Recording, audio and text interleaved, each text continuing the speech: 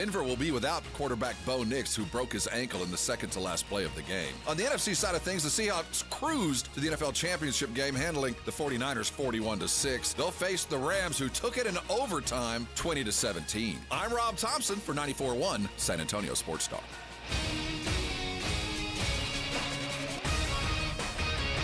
SportsCenter is brought to you by Buyers Barricades, the Texas Authority in Barricade Rental. BuyersBarricades.com. From the studios of San Antonio Sports Star, reaching more sports fans than any station in South Texas. Welcome to the Morning Huddle with A.J. Hoffman and Rob Thompson. This is 94.1 San Antonio Sports Star. Good morning, everybody. How we doing? It's the Morning Huddle, 94.1 San Antonio Sports Star. I'm your old pal, AJ. Over here to my left, Dr. Martin Luther King III. Some call him. A humanitarian. A peacemaker. Slow your roll. No? Mr. Rob Thompson, good morning, sir. Good morning. He's a worthy goal. I fall short. Far short. Morning. Not too far short. Far short. And there in the other room, Hola, I'm awake. I'm here. Victor Brown, fully recovered, it seems. Somewhat, 95%. I'm almost there. Good for you. Good for you. You've made it. Well, you're still on the day-to-day list, though. Yeah, I'm still like stuffy nose and coughing here and there. No, actually, you sound a lot better, but I'm more worried Yeah. about what's going on in your household. Yeah, my wife's still sick. What? Like, really bad. She had to go to the med clinic yesterday. She's finally been fully Did she get the diagnosed, Rona? No, she does. She's got influenza B. which is the one we all got the shots for A, Right. and it's B that's floating. That's known as the super flu. I didn't get a shot for anything. I got the A. Well, we'll see. So far, so good. Yeah, the A was just probably knocked down the symptoms. I just, when people are sick, I just say, stay away from me, sick person. Well, you've been in a household from it. So, I know. And what do you think I tell my kids? Get the hell away from me. Go stay back in- upstairs. My kids, like, it's... Oh, I don't have an upstairs. Our upstairs and downstairs, it's like two different worlds. Upstairs, the sick ward, you're like, that's... you're not it's in our house growing up, it was if you're sick, you go get in the hole. You get in the hole and don't come out until you're better. We don't see you. Oh, you're hungry, you tell me. Well, that sounds like a problem for people who aren't sick. Do you just leave it at the door? Yeah, just... Do you leave the food at the door on the floor and knock and then walk away? if you're well enough to get hungry, you're... Just tell me to get out of the room. I just tie a hot pocket to my to my dog's collar and send him upstairs. Lob it like a Nice. flashbang up up the stairs. Yeah. Cover! Go. Fire in the hole! Oh man, what a weekend! What a weekend! Kind of. Yeah, a little bit. It was a phenomenal weekend of football. I think we can safely say that. We had two phenomenal great football games. We and had two one absolute duds. We had one absolute dud. It was I wouldn't call the Texans game a dud. I would call it a poorly played football game.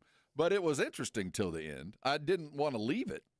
Oh, I never had any doubts. I didn't have any doubts either. But the game, despite C.J. Stroud's horrible effort, up until middle of the fourth, was still in play. It still could have gone the Texans' way. But obviously, I mean, the horses had left the barn. But there was still a possibility. But I didn't look at it as just what the numbers showed, and when you look at it in hindsight, oh my God. But during the game, I didn't really feel like there was any place to go till about the middle of the fourth. I mean, I guess it was relatively competitive. I thought it was horrific football. Oh, yeah, no, competitive and football. No, there's two different things here. And when you talk, like, C.J. Stroud being that bad really kind of covered up that Drake May was pretty bad as well. But he was, like, neither one of them were good. C.J. Stroud, it's one of the worst performances I've ever seen. And like, no, there's the 4 interceptions, is like 4 turnovers in the playoffs. It happens. But not like even the plays that he didn't turn it over on, he looked lost. He looked beaten. Yeah, he had the yips. But that, again, sometimes the quality of the play does not affect the interest in the game. Both teams were so bad. You had the driving rain and all that. It was worthy of a watch until it just got so painful there at the end of the fourth, in the middle of the fourth, when it was over, and then it felt like I could leave. But that was, other than that, now the Seattle game, that was over in the first 8 minutes. I mean, that game was done. I mean, first to the house return. It was over. We could have called it then, but I was going to give him at least a quarter. But even after the quarter, I felt like, no, this is not going to happen. I'm comfortable going elsewhere, which gave me a chance to suffer several other cardiac arrest moments in the Spurs game. Yeah. Which I don't know which would have been worse to watch. The 49ers in their last two matchups with the Seahawks get outscored by a total of 54-9. It was a boat race, man. They could have scored 60 if they wanted to. Yeah. Like the idea that the 49ers had 6 points and the over hit. Exactly. Exactly. So, and that was with Sam Darnold hurt. Oh my. Well, man, it felt a little bit like they was playing possum on that one. Well, he hadn't thrown the ball in like 8 days. I don't know how he's going to go. Okay. Well, here's how you do it. Just keep handing it to Kenneth Walker. Which helped, man. They just hammered him every which way but loose. That was a throttling. Yeah, it was and you know what? And we've got one more game. One more game to wrap up the super weekend, as we now call it. We got Monday Night Football tonight, albeit a college game, and we'll talk about that one in pretty good depth as well. So a lot to get into today. Rob mentioned the San Antonio Spurs being back in action over the weekend. And now we're almost for me, Saturday marked the beginning of hockey season. So it's that's one of us. Yeah. But it also means I'm gonna be. You could have said baseball. You could have said Olympics, but. Hockey. I'll be watching. It means I'll be watching more hockey. I'll be watching more NBA. Like I try to watch every Spurs game. And I get I'd get, let's say I probably see 85% of the Spurs games. But I hardly ever, have any non-Spurs NBA, like just casual viewing. I don't have time for it. So I'll have some time for that now as football winds down. I'm very, very excited to watch the Spurs play the Utah Jazz tonight. That's a game it's an early game. 4. I think everybody's been looking forward to that for months. Well, the drubbing that they almost gave and almost took on Saturday. This is one of those. What a wild game, right? Oh my gosh! I mean, that was one of the more ridiculous fourth quarters I've ever seen. And a tale of two halves. Huh. Like the Spurs in the first half looked like NBA champs, and in the second half looked like. Well, Anthony Edwards became Superman. Right.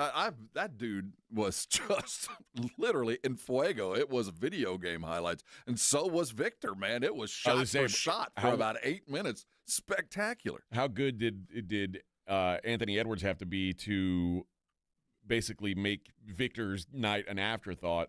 That was a wild game. Let me tell you, when we look back on this year, and there's highlights to be had, and you look back on one crazy game, I don't think they'll play in a crazier game like that. Near collapse, watching Ant-Man just go bananas, and then Wemby match him and just keep coming at him back and forth. It was crazy to see. And I thought quietly, De'Aaron Fox was fantastic as well. Like it was. Oh yeah, it was. It shouldn't have been that. The whole thing about that game was we shouldn't have gotten the fourth quarter that we got because they were kicking the crap out of them. Was there any indication before the game that Rudy Gobert wasn't going to play? Not that I was watching the 49er game. I wasn't really paying attention. So then I flipped over and Gobert's in streets, and I thought, well, I would have bet differently. Yeah, I don't know, man.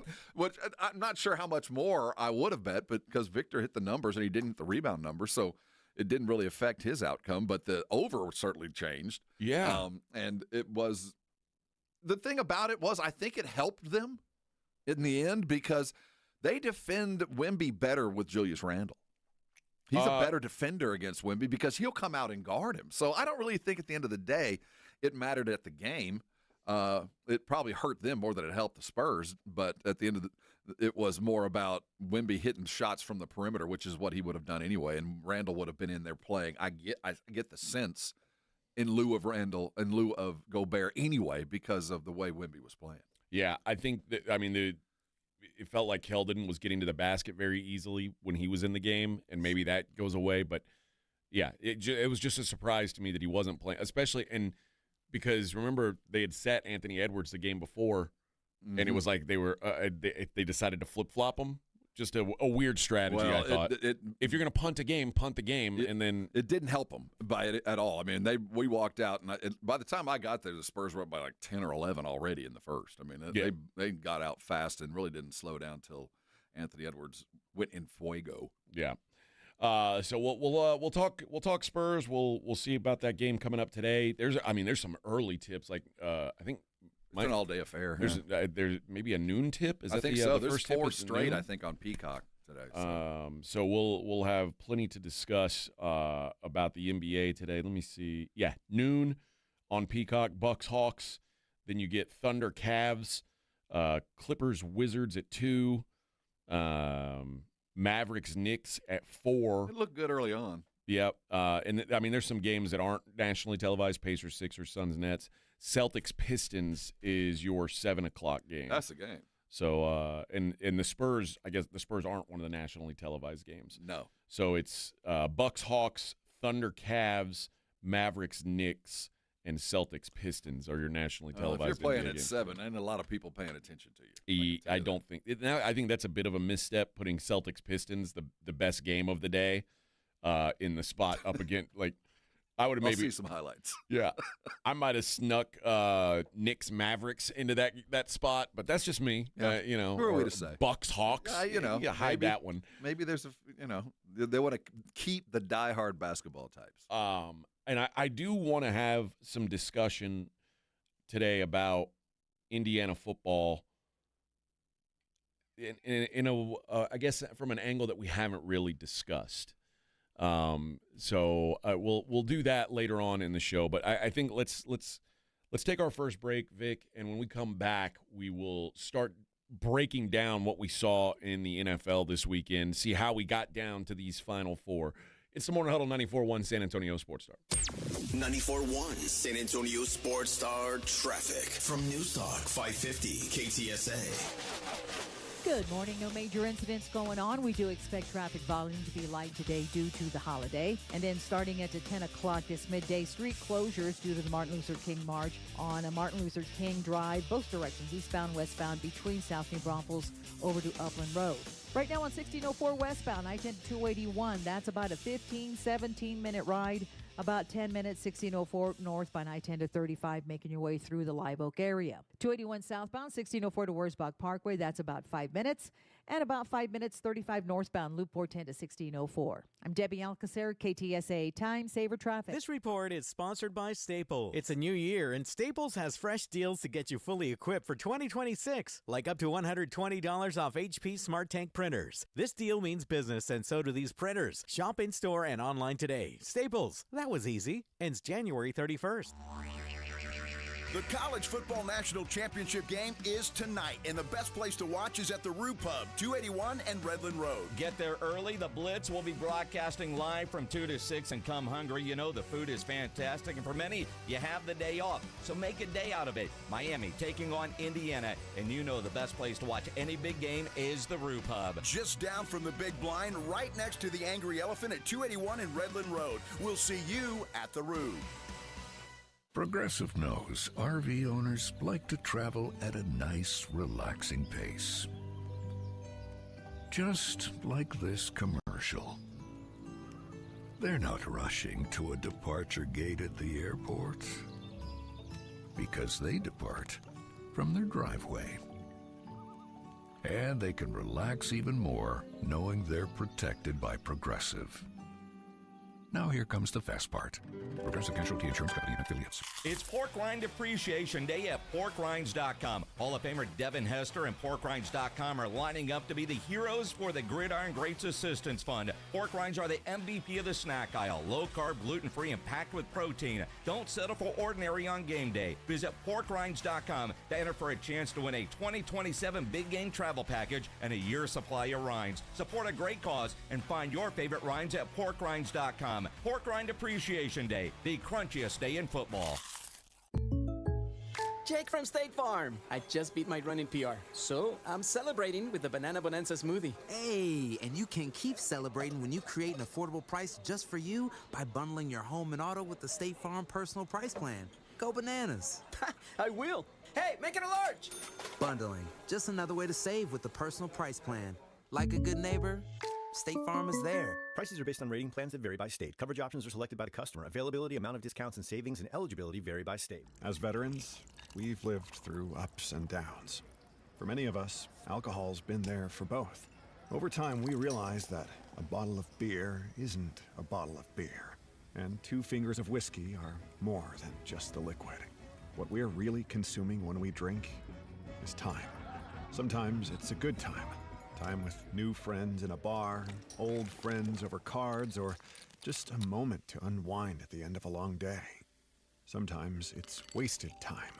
Time that could be better spent focusing on things we never finished and reconnecting with those we lost touch with or pushed away. But sometimes that drink is time that gets out of hand. It's time spent apologizing. And sometimes it's time with a heavy cost. If you feel your alcohol consumption has become unmanageable, VA has treatments to help you manage. Visit va.gov/recovery. Injuries happen, and when they do, skip the ER and get to the Ortho Now Injury Clinic by TSAOG Orthopedics and Spine. Ortho Now provides walk-in care for injuries like broken bones, dislocations, sprains, and strains. Conveniently located in the Corey area with extended hours Monday through Saturday with on-site x-ray casting and bracing, Ortho Now has everything you need to treat your injury, and best of all, no urgent care or emergency room copay. Learn more online at tsaog.com.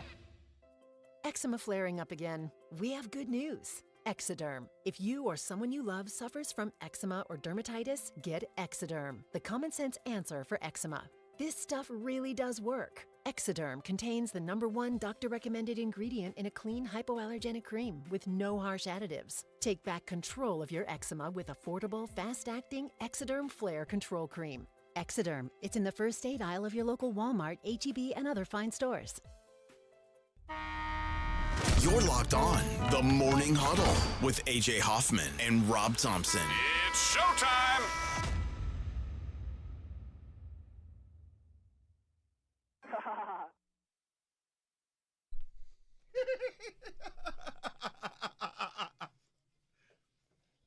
Got on your high heel boots?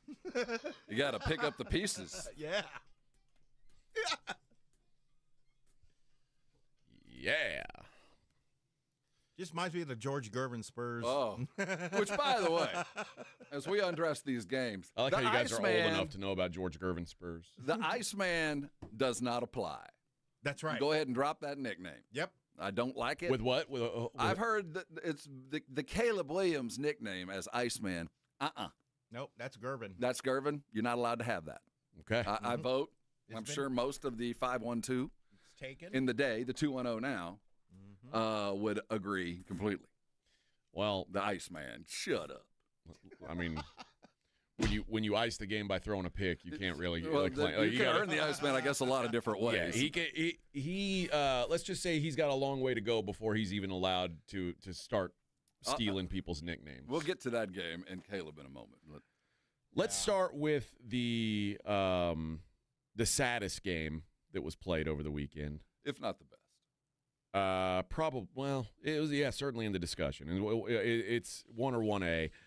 The Broncos beat the Bills 33-30 in overtime, and not without controversy. There was plenty of that to go around at the end. I think it is important to start with, though. Was he down? I think it's important to start with the thing that a lot of Bills fans are having trouble saying out loud, and it's that was by far the worst playoff performance of Josh Allen's career. It's the first time the loss was his fault. Josh does not, like, historically, there's like a guy's win-loss record in the playoffs, it's always going to fall on the quarterback. But most of the time in Josh's career, I mean, he's had that game, the 13-second game against the Chiefs. Like, find me a game where a quarterback played better. Yeah, like, it's almost impossible. That's why he's survived this long, because after the losses, you'd go, well, it wasn't him. Yeah. I mean, but for him, it would have been a lot worse. But this time, it's kind of on him. There's a lot of Lamar Jackson has a reputation of a guy who shrinks in the playoffs. Josh Allen's never had that. Josh Allen was not great on Saturday. He was extraordinary. You just wasn't great. Some of it I put at the feet of Sean McDermott. The turnover at the end of the first half is one of the most inexcusable things I've ever seen. It led directly to 3 points for the Broncos, and it was a play where the Bills had no timeouts. Mm-hmm. You're not. I mean, what is the upside of running Josh Allen up the middle? And like, what's the positive outcome? Like, is Josh Allen going to break through a hole and run 75 yards? That's not going to happen. Like, you're just putting him in a position. Like, the best case, he gets knocked down there and just takes another unnecessary hit. The worst case happened, and he fumbled the football. Well, yeah, it was the worst case, but I also had the ball in the best player's hand. And that at the fallback, I questioned the call, but at least the end result was he had it in his hands. I mean, it was, in hindsight, absolutely inexcusable. You're grabbing for gold when you can in the playoffs, and I think he was hoping maybe something would pop. I don't know, but it was awful, and you kind of felt like, boy, this is going to be hard to – that's 3 points, man. That's the kind of thing that at the end of the day, that sum total, when you add that extra 3, man, it always comes to haunt you, always. And you can feel it when they're running off the field like, oh, crap. We set ourselves up for a difficult second half. But that's even when you discount the drama at the end of the game with the officiating. So if you take that off the table – and you just realize Josh Allen played the worst playoff game of his life. And it still took all that. And it was still an overtime game that could have gone either way. I stand by what I've said all season long. The Broncos are not good. Like, they just – they're good enough. I think it's the other way around. They're good enough, and they've been good enough until they're not. But they beat a team that did just about 90% of things right, and just their quarterback just on a couple of plays put them behind the 8 ball. I'm not going. That defense was stellar from the Broncos. They played a pretty decent game despite some injuries early on. James Cook ran for like 120 something yards. Again, but the plan was, it felt very much, let them move the ball. Just take advantage of our opportunities when we have to, and don't let our quarterback ruin this for us. And that's how it worked. I mean, it was. And the Bills had some untimely defensive injuries that led to that were immediately exposed by Denver, and that goes to Sean Payton, who is a hell of a coach. Well, they're not there but for him. And to know, like, okay, they're down another man, and again, not to kick Sean McDermott while he's down, but never forget Week 18 against the Jets with a 35-0 lead. You had your starting defense out there and let Maxwell Hairston get hurt, which led to having a third-string defensive back in the game getting torched on the one play he's on the field, Dane Jackson. Those little things added up over the season, and I'm now in the camp of, I guess, probably much like a lot of Pittsburgh and Baltimore Ravens fans were, maybe it's time for a change. And I get it. And it's hard to move on from a coach who, before Sean McDermott got there, the Bills were a mess. And they are now a consistent contender. But maybe you need something different to go from contender to actual champion. You say that because there was a little bit of kryptonite for the Superman. 1-2 plays, you're not saying that. I'm not. Zach there should be some concern, but I wouldn't get rid of him now, unless Josh Allen comes out and says, "No, I want another coach." I think the team's playing for him. You led the league in rushing. You did a lot of good things. You did what you needed to do, considering you just didn't have a lot around your quarterback. He had no wide receivers, and he coached his way into leading the league in rushing. And everybody knew they were going to run the ball. So I get where you are, but trust me, it could be a lot worse. The problem is Sean McDermott's responsible for the defense. And the defense... Well, He's responsible for the team first and the defense second. Yeah, the defense is bad, and there's no defending it. It's bad. Well, it wasn't bad. It was, you said, a couple of timely injuries. I think you don't throw the bathwater out yet, man. It could be a lot worse. Now, I think that there should be some change, and I think that Pagula, we're going to have to do some stuff, but I wouldn't fire him yet, man. I mean, guys that come around that reclaim and rebuild a franchise don't come around very often, and they've managed to do a whole lot with a little other than Josh. I get the anger. I do.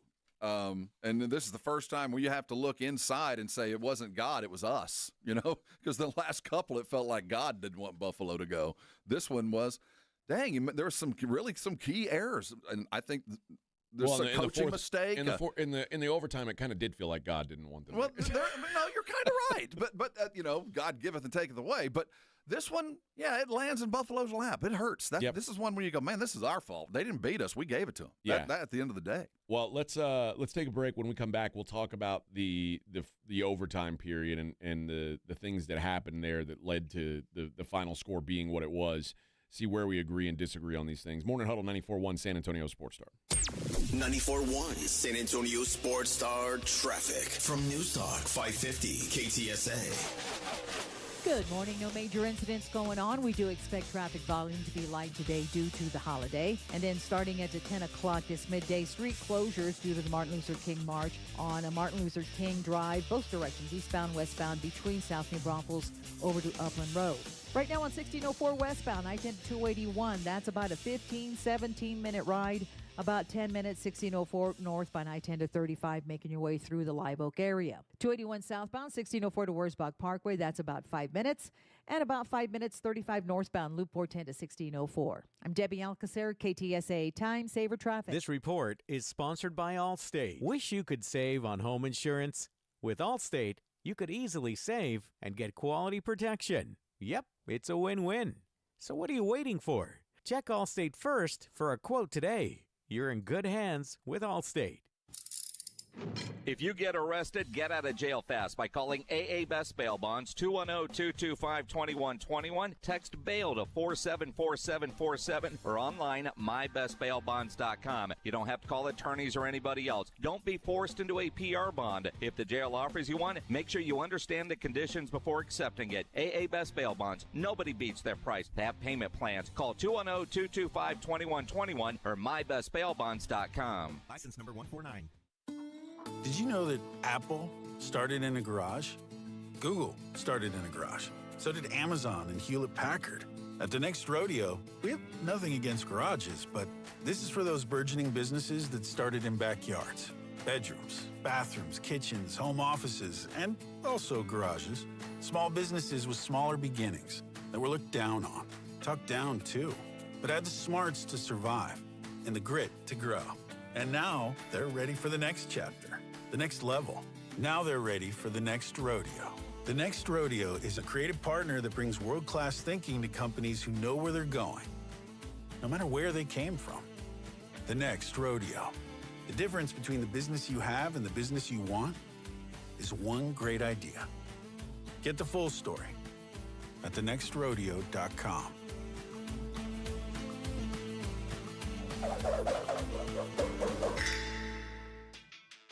The football playoffs are here, and you know Underdog is the best place to get in on all the action. Jason Minix here from The Blitz. Look, as a Cowboy fan, I've got to find these games more exciting and entertaining, and I can do that with Underdog. Make your picks and win money right now in Texas, and it's easy. You take your favorite player stats and decide higher or lower on stats like touchdowns, receiving yards, rushing yards, that sort of thing. Get your picks right, you can win up to 5,000 times your cash. So what are you waiting for? Download the Underdog app today. Use promo code STAR to score $75 in bonus entries when you play your first $5. That's promo code STAR at Underdog. Make picks, win money. Must be 18 plus and present in Texas. Terms apply. See assets.underdogfantasy.com/web/play and get terms _DFS_.html for details. Concerned with your play? Call 1-800-GAMBLER or visit ncpgambling.org.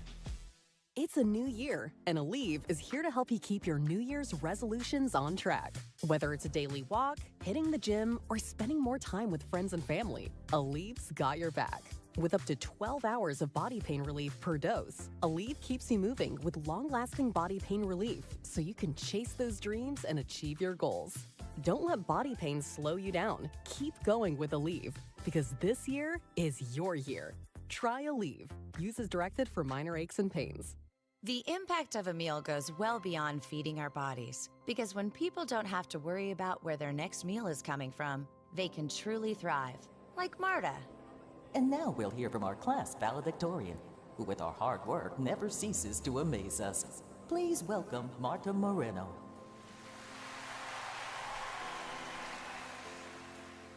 And Alex.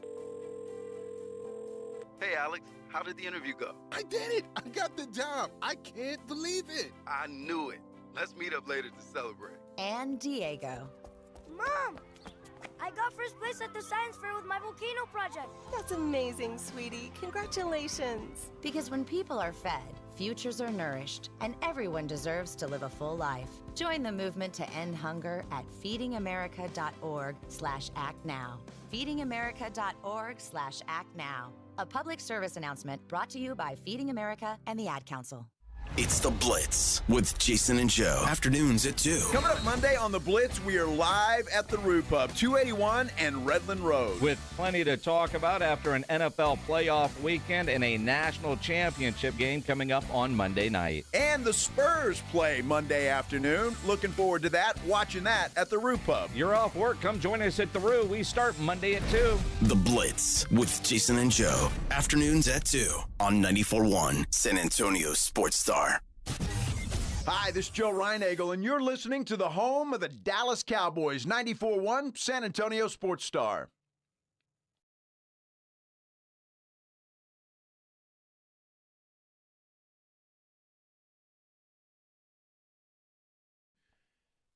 Good morning.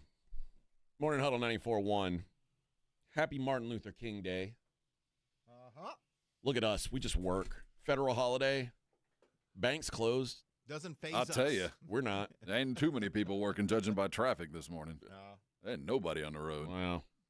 I'm on overtime, so I'm good. All right. Yeah. The blessed mother of time and a half. That's right. That's how you know Rob and I are the best teammates. Yeah.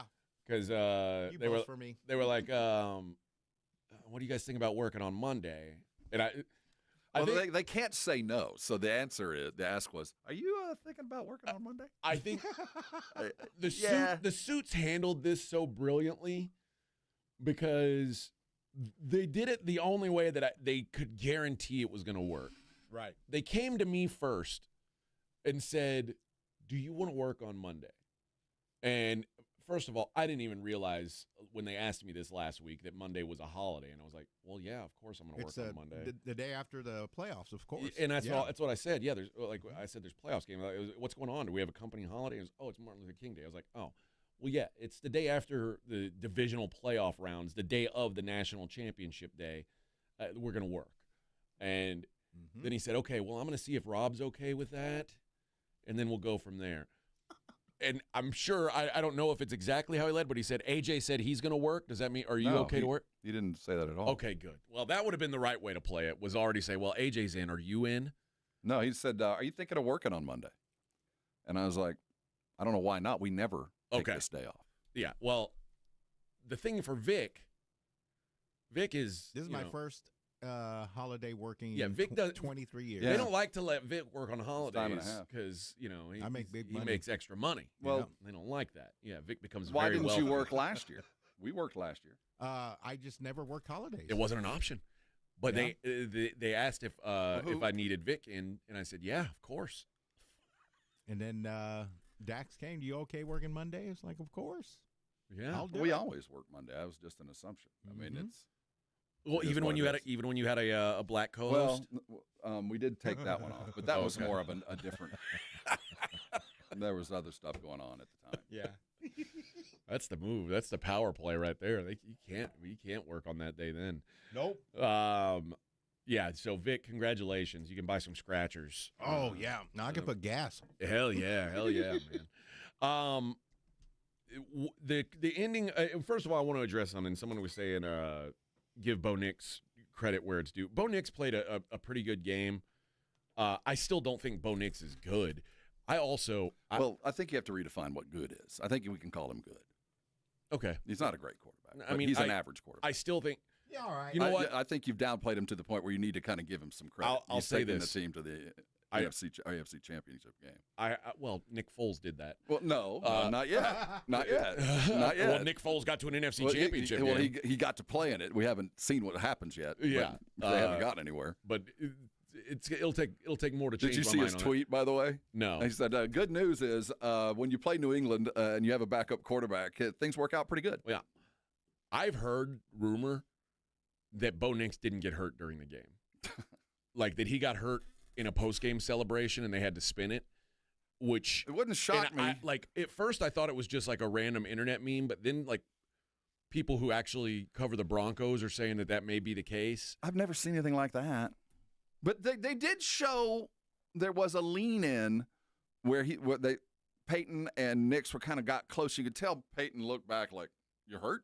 There might be something there, but the circumstances are such that it's hard to believe what you're telling me. If you broke your ankle on a kneel down, right, centering the ball for a field goal, I don't get that. I don't get watching you walk off not only after that play but off the field. I don't get that. No. And then an hour later, you've already had. I don't buy the scenario they're giving me.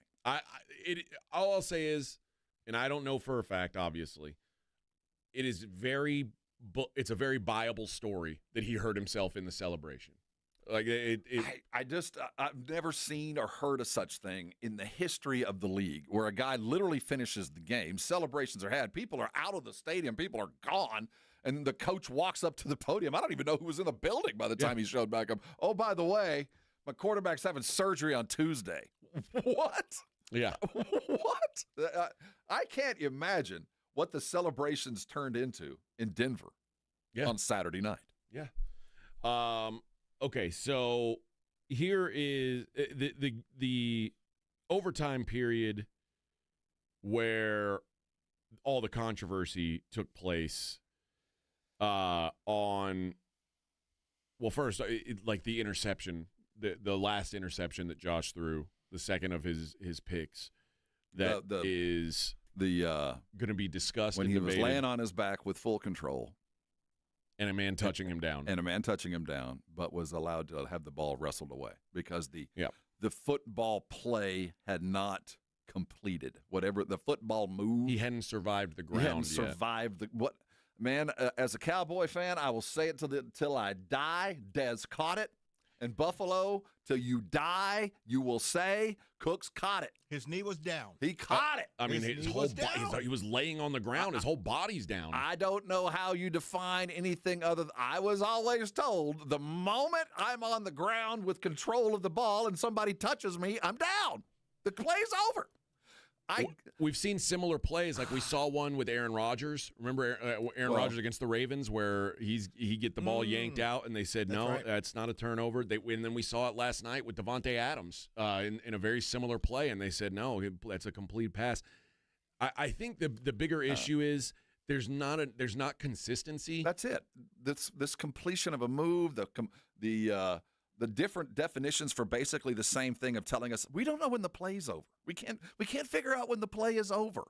Well, I think we needed to find another way to do this because part of me was I'm glad the refs let them play. Let you guys figure it out. And part of me was happy that, hey, we're just going to let y'all figure it out. But you got to replay it, man. You got to at least look at it. That's the fascinating thing. The idea that this whole thing, all this for decades, we got the replay, and when we really want you to use it, when we absolutely need it, we don't.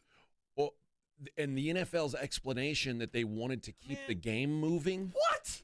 Dude, this isn't a noon kickoff in week 4. This is for a spot in the AFC Championship game. And again, I don't know if replay would have overturned. I don't know how it would have done. I don't know. But what I do know is you take the time to check it out. And I know, here's what I also know. The NFL was sweating because the Seahawks game had already been delayed 20 minutes. That's true. That's true. Then you've got networks going like, "Hey, man, where's our?" It's our turn to play. We're kicking off. We're losing ad dollars. They're watching the other channel. We got to go. You've got. I mean, you can't. You've got to figure that out on the other end. That should have been settled forever ago. That's something we play as long as we play. You wait as long as you have to wait. And, I mean, there are regular season college basketball games where these refs go and stand at the monitor for 10 minutes trying to figure out if it's a flagrant one or not.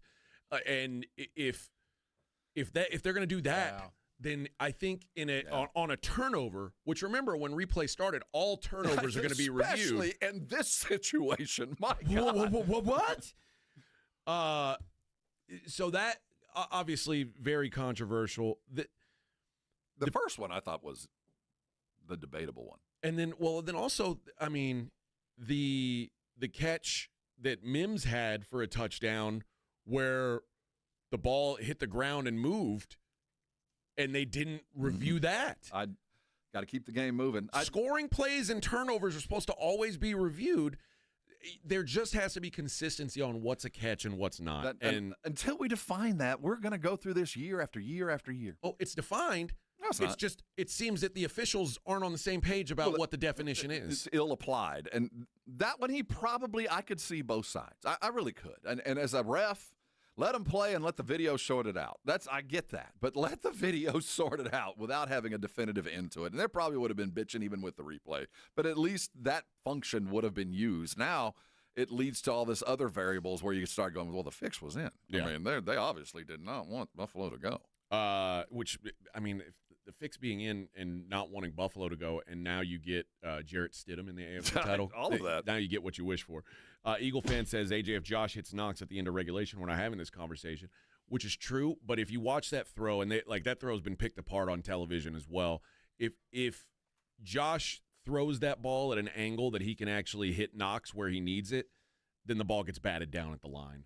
So, I mean, it was good defense on that play, and Josh didn't have an angle to make a great throw, and he missed, which, again, Josh was not sharp. There's no question, and you can call it choking, you can call it whatever you want, but this was the worst playoff game he's ever played by far for a guy who historically, even though he's lost some of these games, has been great as a playoff quarterback. In fact, like we talked about it, he holds almost every record for like completion percentage, yards per game, like total yards per game. Like he is a touchdown to interception ratio. He's the all-time leader in these stats in the playoffs, and he didn't play very well. He didn't play good. That happens. Yeah, but I do think it's going to force Buffalo to refocus some things. I think you've run out of the Superman era of Josh Allen. Yeah, it's now time to give the man some help. Yeah, and not just one dude in an entire offense. Well, and that's you why talked earlier about, is it time for Zach? I don't know if it's time for Zach, but it is time for them to look at this offense and find a way to prolong this career and use what will last the longest, the best. Well, either Sean McDermott's got to go or Brandon Beane, the GM, has to go. I think you can only survive so long on, I got the right quarterback, 8 years ago. Well, I applaud. I mean, they did lead the league in rushing, And it's in no small part because of Josh, but they did line up and, we're not going to let you get sacked over and over. We're going to hand the ball off to Cook. So I applaud some of this, but it now comes a time where you can't go, all right, plan B is Josh. Josh now needs to be plan D, and there needs to be a B and a C and more offensive structure and some more things just to allow Josh to be a 20-game-a-year player. I mean, because that's what you want him to be, and you're beating him up to the point where you're not going to have that in the long term. There was more poor officiating. There's a real argument that the Bills could have lost on a safety that where a hold wasn't called in the end zone. I don't know. But that's the thing. If officials are going to say, okay, we're not going to decide the game on a call, then there was the first pass interference call against Trey White in a game where there had been 0 live ball penalties called. So no pass interference is getting called the entire game, and then you call 2 on the final drive.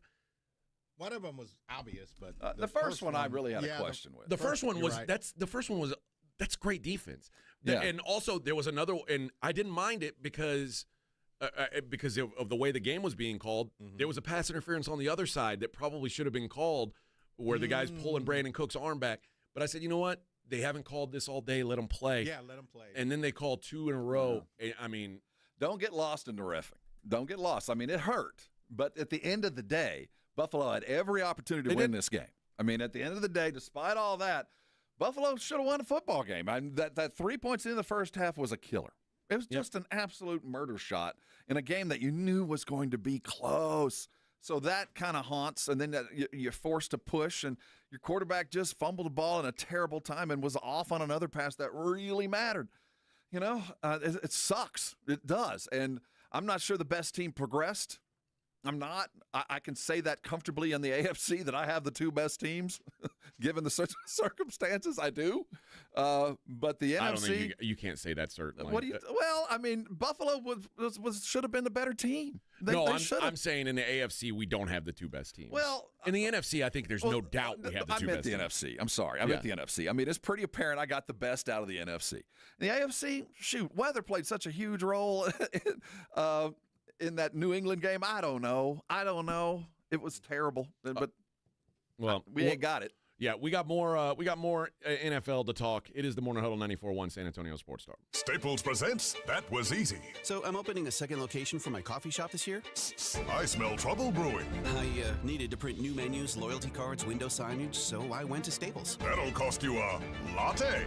Get it? Uh-huh. Actually, I saved $100 on my print order, and everything looks amazing. Well, grind my beans and call me impressed. Staples made it easy. If your business needs to print, let's go Staples. That was easy. Offer valid in-store and online. Ends 1/31. Exclusions apply. Visit staples.com/print for details. Joe Fallon did something smart. He saved hundreds on auto insurance switching to Progressive. With that money, he commissioned a portrait of himself. Does Joe already know what he looks like? Yes. Do guests know what he looks like? Also yes. But not as art. It's Joe's savings, and if he wants to spend it on a velvet painting of himself with a white tiger at his feet, we say, roar, Joe, roar. Switch and see if you could save with Progressive and treat yourself. Progressive Casualty Insurance Company and Affiliates. You made the New Year's resolution to get back in shape, but what happens? You don't see results and give up. Want real results? Go to Synergenics and Low T Center for a free men's TRT test and $200 off the women's hormone test. Book now, getmyhealthfix.com. The Gomez Law Firm is the firm that San Antonio turns to for personal injury law. We have Jose from the Gomez Law Firm here with us. With over 1,200 five-star Google reviews, the Gomez Law Firm is proud of the winning record and results that are attached to these reviews. We encourage people to go online and look at our review because we want to make sure that you feel comfortable choosing the right attorney. And we assure you, you go to Google and look up our reviews, you're going to be satisfied. It's important to hire an attorney you can trust, and the reviews speak for themselves. The Gomez Law Firm has been San Antonio's trusted provider of personal injury law since 1973. There are not a lot of businesses that stick around for even 50 years, let alone personal injury law firms. The Gomez Law Firm continues to fight for our San Antonio community, and the results matter. If you've been injured in an accident or hit by a company vehicle, then contact them today at joegomezlaw.com. That's joegomezlaw.com. And remember, Gomez Law Fights.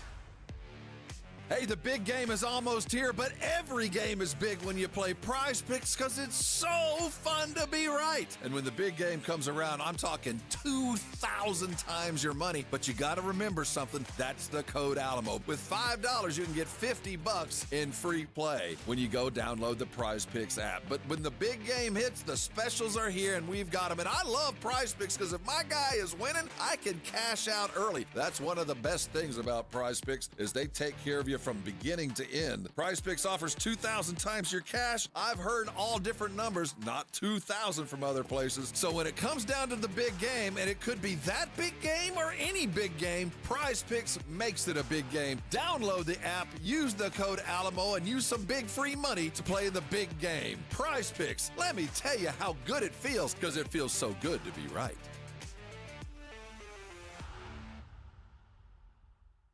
Welcome back to Winter Hack Radio, the place for clever hacks to survive the season. Icy driveway? Well, try spreading sand or birdseed to help with traction.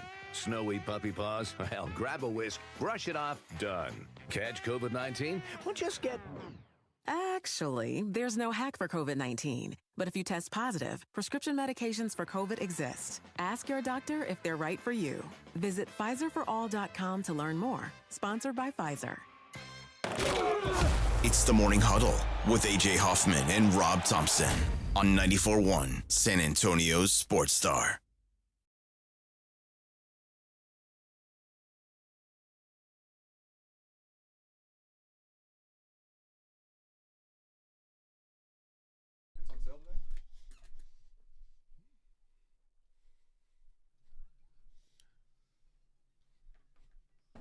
Those tickets, are they on sale? Showtime. Today, I think. Bruno tickets? Is it today or yesterday? Oh, I don't know. I don't remember. I think it's in. Vic, you going to take your wife? Nah. You know we don't go anywhere. No. Vic's wife's boyfriend will take her to this show. Yeah. Yeah, he's more fun. That's right.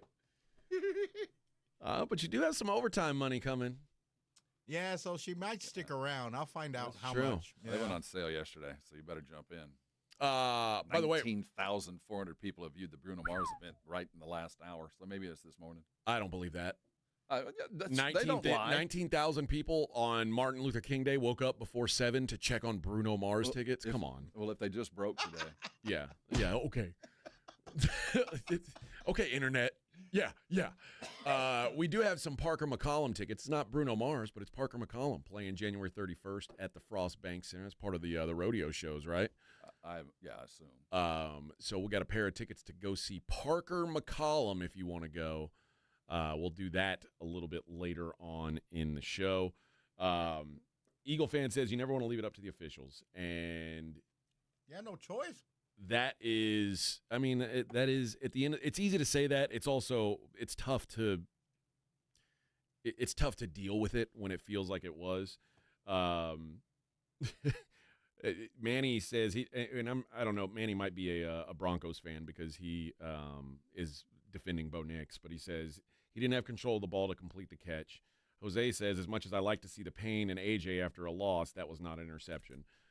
Again, the fact that there's a debate and a discussion about it and there will be forever. Proves that it's problematic. Well, yeah, and there will be forever. I mean, Dez caught it. This will go on in Buffalo lore forever. How many years ago was that? Like 20? We're at 12 years, I think, now. 2014. And we still say he caught it. And the guys who, I mean, Dan Orlovsky was like, it's unbelievable to me that this is not called a catch. I know. He's laying on his back with the ball in his hand. I don't know what more you need to have. Or Richard Sherman, a defensive back, Hall of Fame defensive back, said, you know, as a defensive player, Ty always goes to the offense. Yes. He's like, this has never been an interception. He's like, the idea that this is an interception is a joke. Like, and that's Richard. That's a defensive player saying that.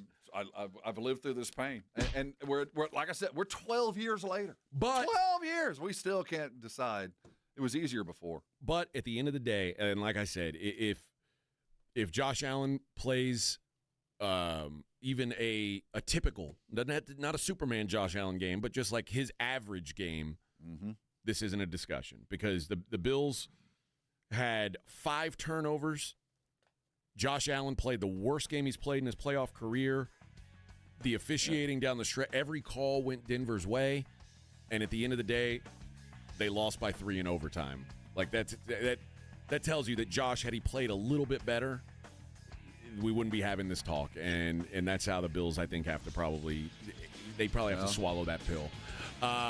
Let's take a look at the NFC game from Saturday on the other side. From the San Antonio Sports Star Studios, sponsored by George Salinas Injury Lawyers. This is KTFM Floresville. This report is sponsored by eBay. So I was on eBay because I'm absolutely obsessed with this rare hologram trading card. Shiny like the designer handbag of my dreams. eBay had it. They even had the perfect parts that fit my car.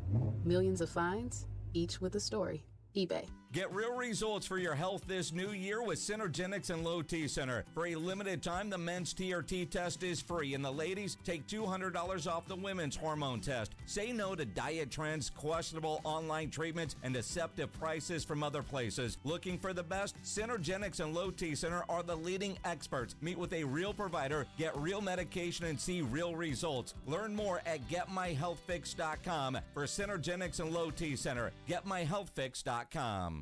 Meet Lee Platts, a renter whose possessions fill not only her apartment, but also the darkest corners of a mini storage unit. A land of both truth and fiction. Truth, everything inside is protected by Progressive. Fiction, one day Lee will fit into her clothes from senior year of high school.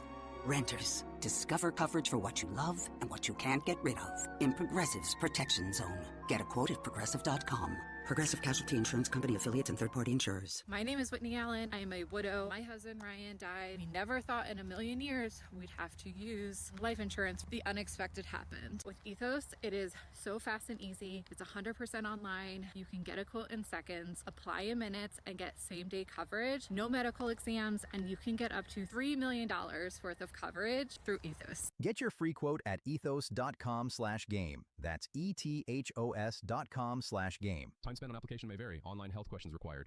I don't typically make New Year's resolutions, but this year I need a change. I need to get healthy, work out, lose some weight, and get back on track. But figuring out what to eat is my biggest issue. I need to eat the right food so that I stay full and have energy all day long.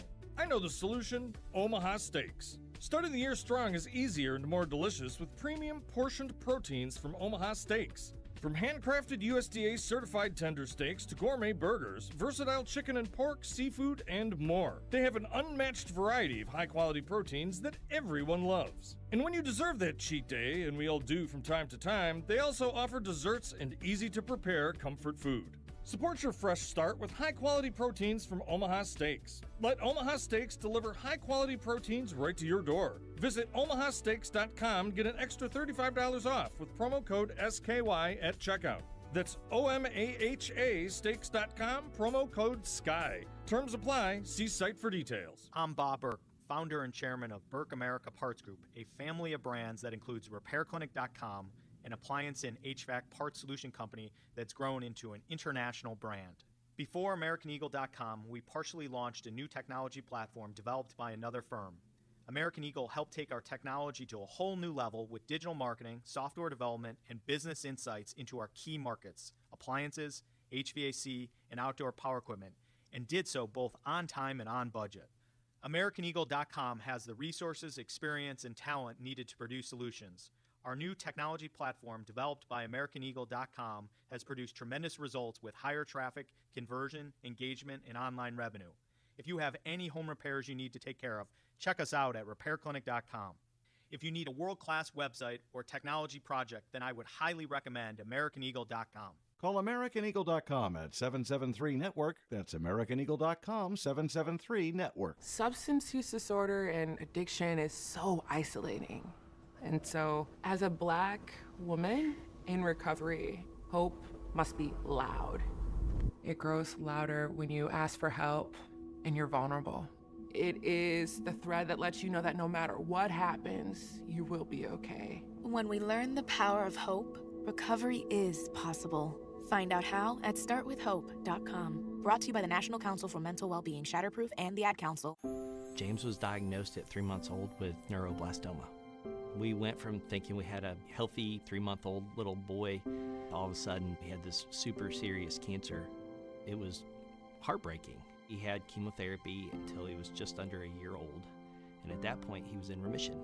Went that way for a year and then relapsed February of 2023, and here we are 1 year later finishing up treatment, hopefully. The research is extremely important. The treatments that they're developing here get shared with all the doctors to help treat children worldwide. It's contributing something like one more piece of the puzzle to curing this horrible disease. We all want the same thing. We all want our children to live, have long, meaningful lives. Finding cures, saving children. Learn more at stjude.org. 94.1 San Antonio Sports Star traffic from News Talk 550 KTSA. Good morning. We are in good shape as you head into your commute. We just cleared a few trouble spots. 37 northbound at 410, that stall cleared. Also 410 westbound at Harry Wurzbach and the stall at 410 westbound Vance Jackson. All of that has cleared. Later this midday, the 39th Dr. Martin Luther King Jr. March in celebration will get underway 10 o'clock. So expect street closures in and around the parade route, which is Martin Luther King Drive to ending point Pittman-Sullivan Park. I'm Debbie Alcacer, KTSA Time Saver Traffic. San Antonio Sports Center. In the NFL, our championship games are set. The Texans will not be a part of it. Their 10-game win streak came to an end as they were eliminated by the Patriots 28-16. C.J. Stroud had 4 interceptions in the loss. The Patriots will face the Broncos, who beat the Bills 33-30 in overtime, but Denver will be without quarterback Bo Nix, who broke his ankle in the second-to-last play of the game. On the NFC side of things, the Seahawks cruised to the NFL championship game, handling the 49ers 41-6. They'll face the Rams, who took it in overtime 20-17. I'm Rob Thompson for 94.1 San Antonio Sports Star.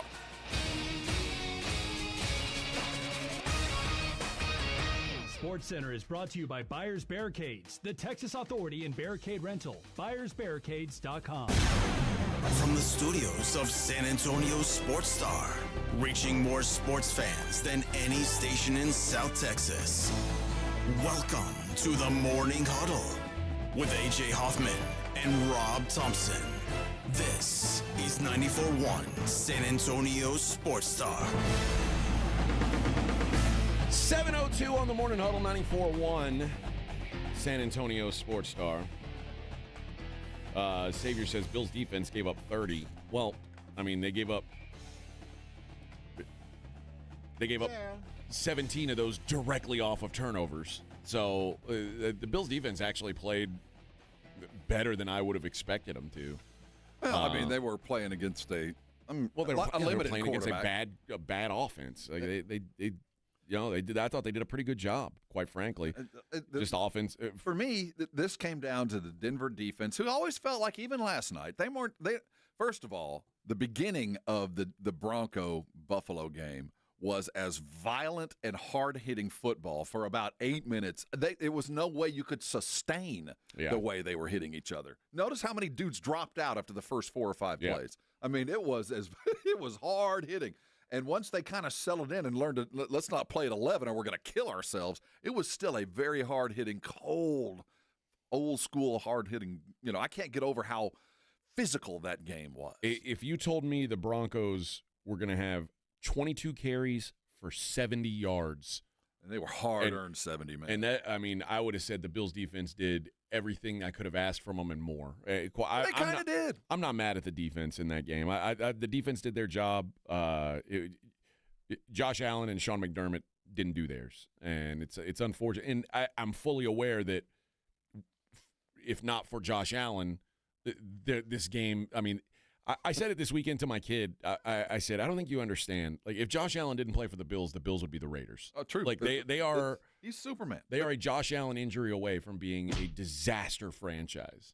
And But for Superman, it's a lot worse. But Superman found a little bit of kryptonite. So, how mad can you be at him? You know what I mean? Here's the thing. Here's the fear. And, without the end of Buffalo is way down the road. But this is kind of a turning point, I do believe, because the offense did exactly what everybody wanted it to do this year. Let's take some pressure off of him. Let's run the football. Let's keep everybody ready, and let's win this football game the way cold weather teams win. I mean, and they did everything right. You know, they did exactly what this team was built to do. And I think you come to the realization that this isn't the way that we're going to have to go from here on out. Yeah. That we're going to have to give Josh some more weapons other than handing it to Cook, which has been fantastic. And having good tight ends is helpful for matriculation, but it'd be sure nice to have him be able to lob the ball downfield and have a wide receiver you feel comfortable with going up and getting it. This will be next season will be Josh Allen's 30-year-old season. So the idea is there's a lot of people who would say, well, now the window's closing, but Peyton Manning won his first Super Bowl at age 30. I don't believe it's closing. In fact, I think it's as wide open as it was because his skill set has not diminished one iota. Not one bit is he any less of a quarterback than he was at the beginning of this year. But team has to get better around him, and he's got to play bigger. I mean, again, it's hard to point at him and say this is your fault because they're not even close to here if it's not for him. But this game, you can't avoid it. You can't. There's no quarterback in the history of time that will have 4 turnovers in a game, and I just go, oh well, not his fault. No, it was Josh played that poorly. And he's that good that where you can look in the mirror. But, nothing is more frightening than a refocused and angry Josh Allen. Yep. So good luck to the rest of the AFC East next year because he'll be back with a vengeance. Marco says, is there a Super Bowl matchup out there that's interesting to those who not in their fan base? I think Rams-Patriots could be interesting. It's the two MVP candidate quarterbacks going head-to-head. Yeah. I think we're going to really feel like we're getting our Super Bowl in the NFC title. I think that is the Super Bowl. I think we're quite all going to look at that next week and go, and which actually makes for a pretty dramatic Super Bowl because, quite frankly, New England just continues to be good enough, and you do have a quarterback that's capable of some greatness. It's just, when your AFC Championship game includes a backup quarterback, it immediately diminishes the product, no matter what happens. And Manny says, hope Josh doesn't become Elway. I actually do. What's wrong with that? I'll take 2 Super Bowl rings at the end and going down. John Elway is one of the 5 best quarterbacks who's ever walked the earth. So I'd take that outcome all day. The Seahawks 49ers, the dismantling of the weekend, holy crap. Seattle is good. Sam Darnold only threw the ball 17 times, 124 yards. It was the idea was, well, he's got a hurt oblique. They're going to try and find other ways to do it. Well, they did. How much possum do you think was played? No, I think he's hurt. I do. I didn't see any loss of velocity. Yeah, well, I mean, he just wasn't asked to do a whole lot. I know, but I thought that they played this perfectly. I mean, the first pass he threw, it zipped, and you went, oh, wait a minute. Yeah. And the whole defense was elsewhere, so then it suddenly put some doubt in the defense, and that was it. But when you win the turnover battle 3-0, you've got return touchdowns. There's just – it was the fear that the 49ers that we saw the last time they played was going to show up, and they did. They were just outmanned. I mean, there was water coming on the boat the moment the ball was kicked. So, that was a thrashing. And I guess we get one a year. Yeah. It was one of those games where you, in hindsight, you go, I thought the 49ers could compete because of Kyle Shanahan. Kyle Shanahan's earned the respect that you go, they can hang because he's that good. But then you look at it and go, they didn't have the horses to be there. It cost me money because I thought they did have the horses to at least hang around a little bit. The Seahawks did their best to limit Christian McCaffrey, 11 carries, 35 yards. 5 catches, 39 yards. They weren't going to let him beat them. And all day, that was true. And there wasn't really anyone else who stood up and took it. Like Jawan Jennings, who, he's had some big games and some big catches. He was almost a non-factor. He had I think he had 2 catches, but one of them was like for any kind of impactful yardage. And Pearsall had his name mentioned once, I think twice. Well, I don't even. He was out there blocking, or I don't think he had a catch. He had one. I remember looking at him. Oh, Pearsall's playing one. I hadn't seen him play. He had 1 target. I know that. I think he had he at least had a. I don't think he had a catch though. Yeah. And quite frankly, the Seahawks didn't have to do a whole lot. They went in, had their way, and walked out with their chest puffed out. Yeah, that was easy. They have every reason to have all the confidence in the world going into this week. It's hard to imagine because the Rams just continue to stumble their way toward the division. I mean, it's been a hard-fought month for those guys. You keep waiting for them to get everything on track, and it's been a month since we've seen them on track. Yeah, and the Rams, we'll get to them in a bit, but the Rams have played the Seahawks twice. They've split the games. The total difference in points between them has been 1. It was a 2-point Seattle win and a 1-point Rams win. That is, or excuse me, the opposite. 2-point Seattle loss, 1-point Rams win. The concern is, though, remember that last game in Seattle that the Seahawks won was, I don't want to say it. I mean, it was very fluky. The Rams had almost 600 yards of offense, and the Seahawks turned it over 3 times and somehow won the game. It was a really weird an overtime game where between the 20s they just couldn't. They could not punch it in. But if you tell me again that the Rams are going to have the ball for 40 minutes and they're going to put up 600 yards of offense, they are certainly live in this game against Seattle. This, kind of like what you just said, this feels like the Super Bowl. Like I think these are the 2 best teams. These have been the 2 best teams for most of the season. This is going to be an awesome game, and the Seahawks had as close as you can have to a bye week. Seriously, leading up to it. Everything worked. Especially knowing the Rams had to have an overtime, a dogfight. The Seahawks are going to have an extra day of rest, which, by the way, the rest that we talked about last week, the teams that played on short rest, 0-3. Well, I heard Sean Payton say, if you get rest, it helps you in the second half. It does not help you in the first. First half is the worst half, but if you had some time off, it helps you in the second half. Yep. Bills, Texans, 49ers, the 3 teams that got schedule shafted, all 3 gone. Mm-hmm. Rest is just that extra day. 1 day of rest in the NFL is massive. And you can tell 4th quarters mattered. Yep. So I think it no doubt made a difference. All right, let's take a break. When we come back, we will dive into the Texans-Patriots game and some hard truths coming for the Houston Texans. It's the Morning Huddle 94.1 San Antonio Sports Star. So it is Monday the 19th. How are your resolutions going? Are you still headed toward that goal of losing weight and having a happier, healthier 2026? If you're stumbling, I got some help waiting for you. It's Dr. Torres at the Institute for Functional Health. Let him help you. Let him take you to a place where you don't think you can go. And that's a healthy lifestyle for the rest of your life, because you got here with a bunch of bad decisions, and erasing those isn't the easiest thing, but it's eminently doable when you have the right help. Dr. Torres started the Institute for Functional Health with one goal in mind, is that to have his patients live a functionally healthy life. And the first part of that is losing the weight that slows you down and keeps you from doing all the things that you want to do. He does it naturally. It has nothing to do with pills or shots. This is you relearning how to eat. And let me tell you, it works. I'm living proof. So if you want to resolve, if you want to get healthy, write this number down. It's 210-468-1891. His office down there on McCullough is a beautiful place to stop by. But if you want to call him and talk to him, call him today. He'd love to talk to you. Get yourself in the right place to be a weight loser. That's Dr. Torres, the Institute for Functional Health. Go there, let him help you, and I know you're going to come by and thank me later.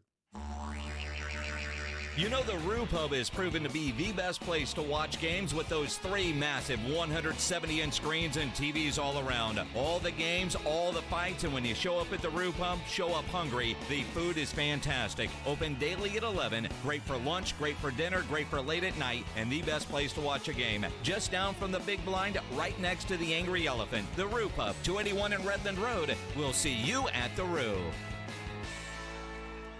If you're watching football this weekend, you know how it goes. Somebody's always hungry by the first quarter. So call Pizza Hut and get the Big New Yorker for just $10. Our biggest pizza for the biggest games. These slices are huge, like use 2 hands and fold it huge. Feed your crew and order ahead at pizzahut.com or in the app. Pizza Hut! Ask for limited time offer. Prices, participation, and availability may vary. Additional charge for extra toppings, max 3 and extra cheese. Taxes, tip, and delivery fee not included. Flight by Yingling. It's the next generation of light beer. For those who don't follow trends, but craft them. Flight by Yingling is 12 ounces of uncompromised refreshment from America's oldest brewery. With only 2.6 grams of carbs and 95 calories, this is premium refreshment 6 generations in the making. Don't just raise a glass. Raise the bar. Flight by Yingling. Available wherever beer is sold. DG Yingling and Son Incorporated, Pottsville, Pennsylvania. Please enjoy responsibly. Start the year in drive at North Park Chevrolet in Castroville. All Silverado 1500s get 1.9% financing plus an additional $1,250 trade-in rebate. Or buy a new Colorado for only $28,999. And the affordable Trax is only $346 a month with 0 down. Plus, all heavy duties have 5.9% financing for 84 months. Together, let's drive. North Park Chevrolet, 10 minutes by Loop 410 in Castroville. Must qualify. Call 830-355-2107 for full price and offer details. The football playoffs are here, and you know Underdog is the best place to get in on all the action. Jason Minix here from the Blitz. Look, as a Cowboy fan, I've got to find these games more exciting and entertaining, and I can do that with Underdog. Make your picks and win money right now in Texas, and it's easy. You take your favorite player stats and decide higher or lower on stats like touchdowns, receiving yards, rushing yards, that sort of thing. Get your picks right, you can win up to 5,000 times your cash. So what are you waiting for? Download the Underdog app today. Use promo code STAR to score $75 in bonus entries when you play your first $5. That's promo code STAR at Underdog. Make picks, win money. Must be 18 plus and present in Texas. Terms apply. See assets.underdogfantasy.com/web/play and get terms _DFS_.html for details. Concerned with your play? Call 1-800-GAMBLER or visit ncpgambling.org. It's a new year, and Aleve is here to help you keep your New Year's resolutions on track. Whether it's a daily walk, hitting the gym, or spending more time with friends and family, Aleve's got your back.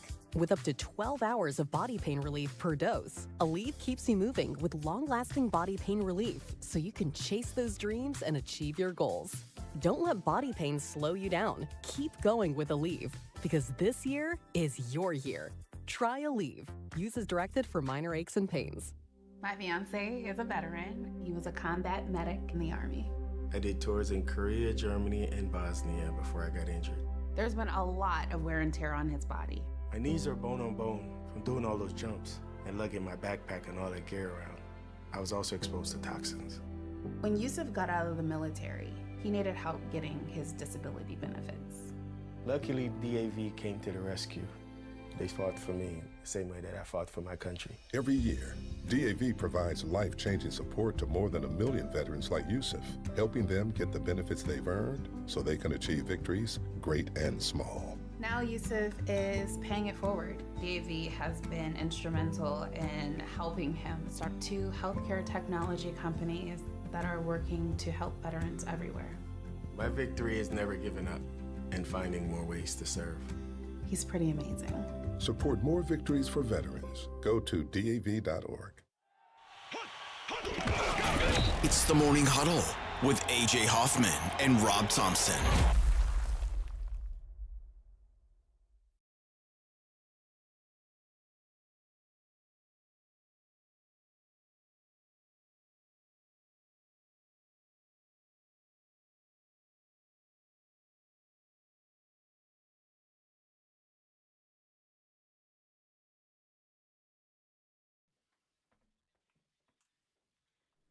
All right, 7:18 on the Morning Huddle. 94-1, San Antonio Sports Star.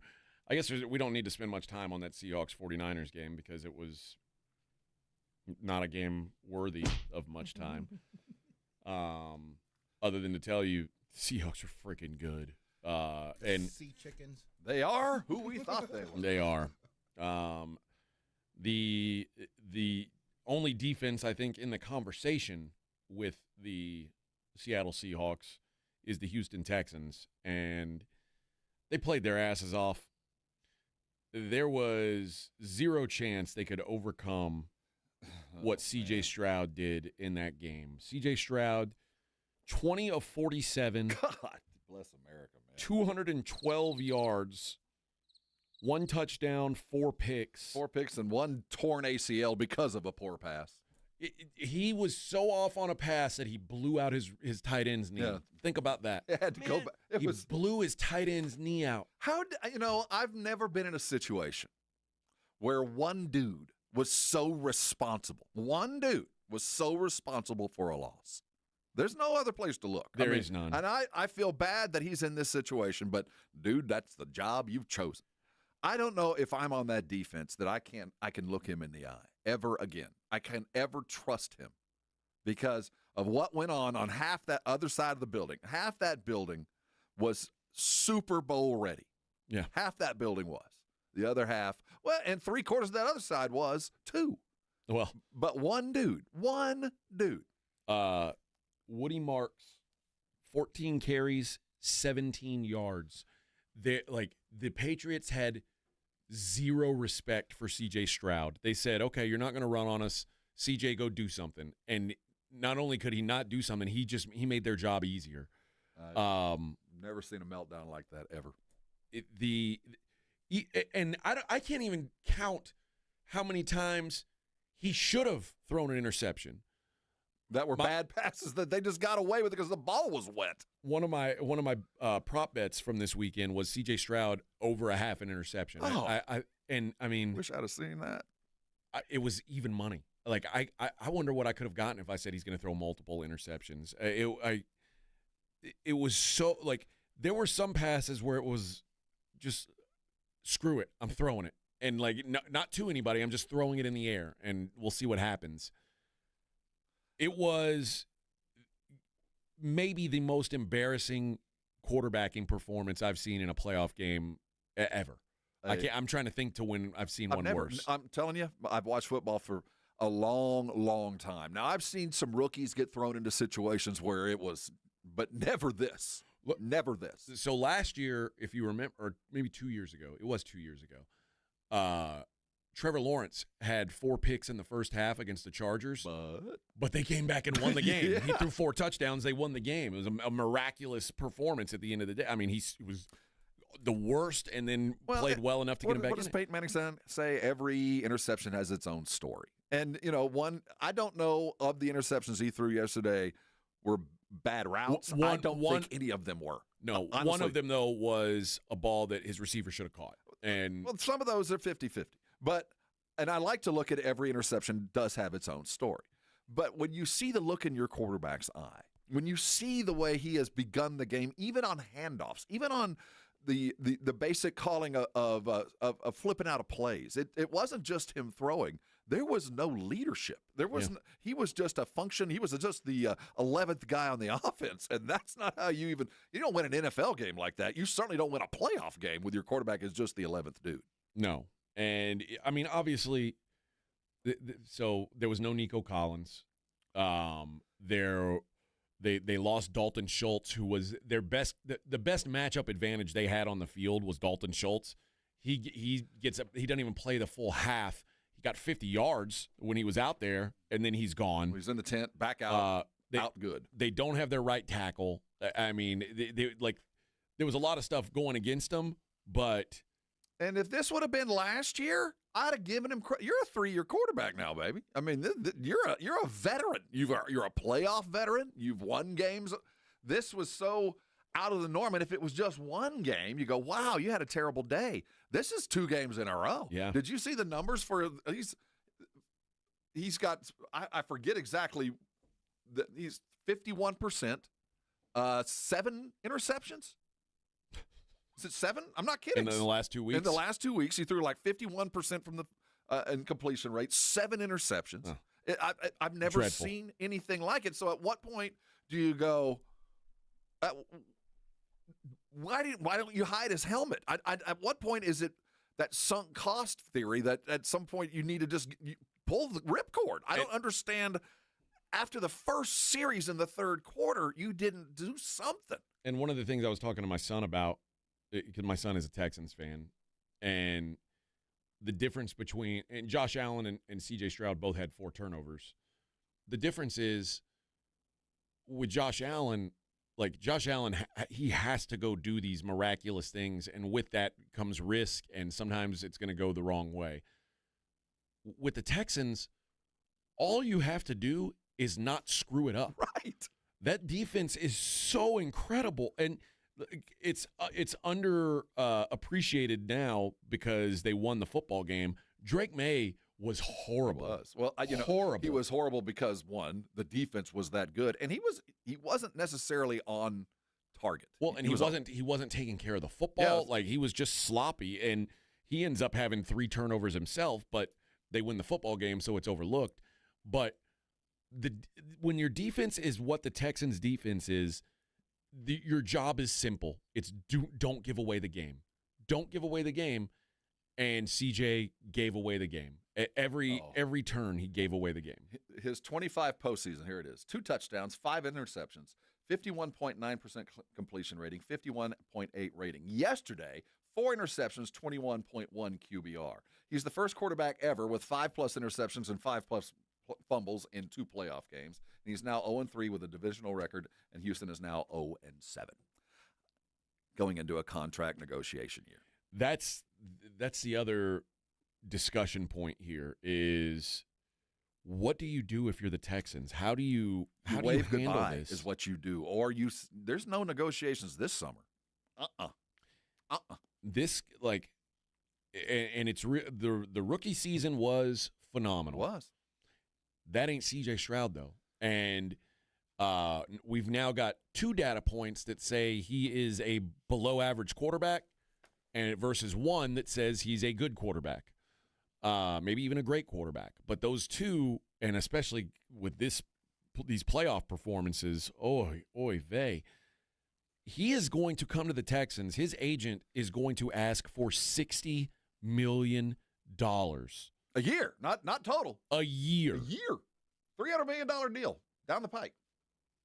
Most of it guaranteed. And I'm not sure.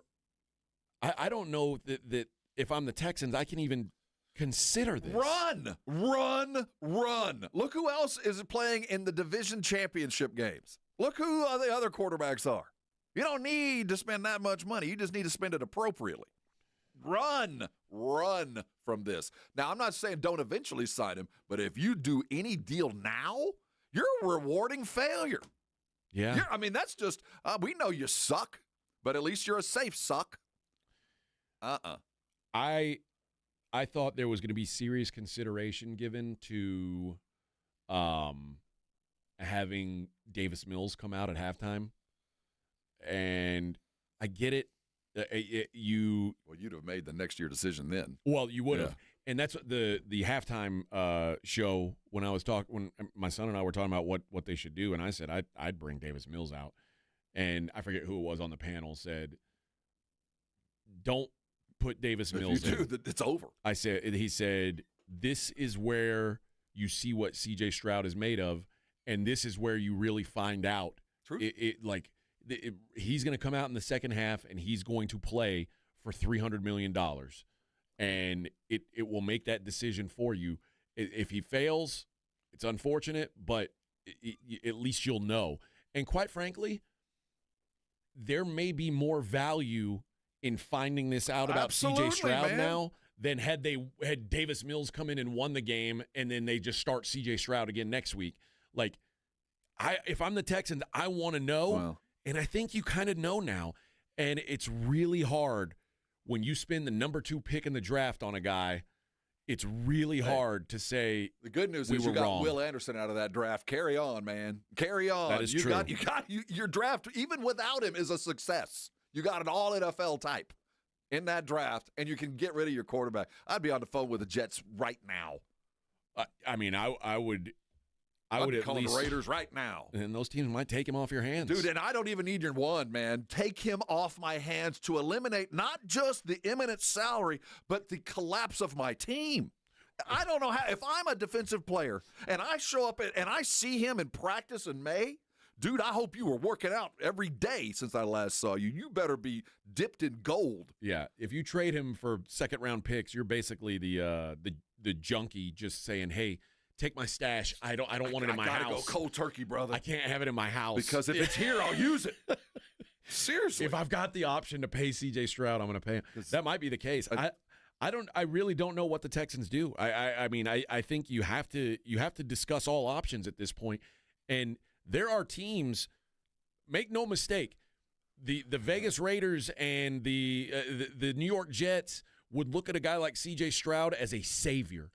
The problem is the Texans, their non-quarterback roster is good enough that they just need someone who won't screw it up. You don't need much, man, and this is what you gave. The Jets, they don't have the best defense in the league. They don't have a Nico Khan. The Raiders don't have anything. Oh man. C.J. Stroud to them is exciting, but for the Texans, I really think now if I'm the Texans, I think I move on from C.J. Stroud, because those memes of Dak Prescott in a Texans jersey, where he's pulling his face, doing the Mission Impossible. There's Dak underneath. Let me tell you, you're saving yourself a decade. I'm telling you, a decade of get out now. Get out now. It's the best thing you can do is fail fast at quarterback in the NFL. Dude, don't pay this guy. Don't pay him. I can't picture a world, and I think, Rob, I was telling you this before the show. I think back to his first season in Houston when Bobby Slowick was the OC, and Slowick was in a meeting and was trying to implement something into the offense, and he said this, whatever he called it, I don't remember what it was, and C.J. Stroud said, "Well, at Ohio State we called it something else, so I'm going to call it that we call it at Ohio State." And Bobby Slowick said, "You're not at Ohio State. Like you get on board. You're not a college kid anymore. This is what we're doing here. I'm the OC." And C.J. Stroud jumped up and got in his face, and they fire Bobby Slowick. And in hindsight, now it's like you should have known. We should have seen this coming. That was 4,100 yards and 23 touchdown rookie year. I mean, a phenomenal year. Yeah, but when you've got a first-year player yelling at his OC and telling him, "I want to call it what we called it, Ohio State," it's not a surprise that it's come to this. It's not. No, you sometimes you show who you are. Well, I hate to say that what got guys in trouble, but once you kind of see trouble and you let the inmates run the asylum, as it were, and let him call for coaching as a rookie, even though the numbers were spectacular, you're paying the price for a bad decision way back when. And obviously, he's been stunted by a couple of different OCs. Obviously, he's had some injury issues. But when it came down to the one thing that he can absolutely control, and that's how he handles himself in the pocket in a game that matters. That's the one thing that he could control. He couldn't. That's 2 years in a row. You've seen absolute collapse. Yeah. And let's talk about the other side of this. And we talked about Trevor last year, who had the 4 interceptions in the first half, and they gave him the show me moment. We're paying you. You got to go do it. And he did it. And the team this year was leaps and bounds better. You had your opportunity to find out. Jacksonville found out the right stuff. You did too. I hope you apply it, Texans. I hope you learned the same lesson that Jacksonville did. Pay the man because he did it. Don't pay this guy because he didn't do it. Eagles fan says, is there a free agent to get them through next year until their draft pick's ready? There's Mariota, Joe Flacco, Tyrod Taylor, Jimmy Garoppolo. Daniel Jones, you could money whip Daniel Jones. I don't know. There's enough out there. We'll wait to see how things shake out. But yeah, there's starting quarterback material out there. You don't need much. No, you need Russell Wilson. Just Rodgers. say you go. Yeah, Well, honestly, that's not crazy, man. It's honestly not. Yeah. Here's what I do know. If Joe Flacco were playing for that team yesterday, they'd be playing next week. They'd at least. I think they probably would. Yeah, they were. Like I said, they were in contention to win the game within 8 points, a one-score game up until 7 minutes to go in this game. I mean, it was crazy enough to think. That's why, as bad a game as it was, you had to stay there because the Texans still had a chance because that defense is that freaking good.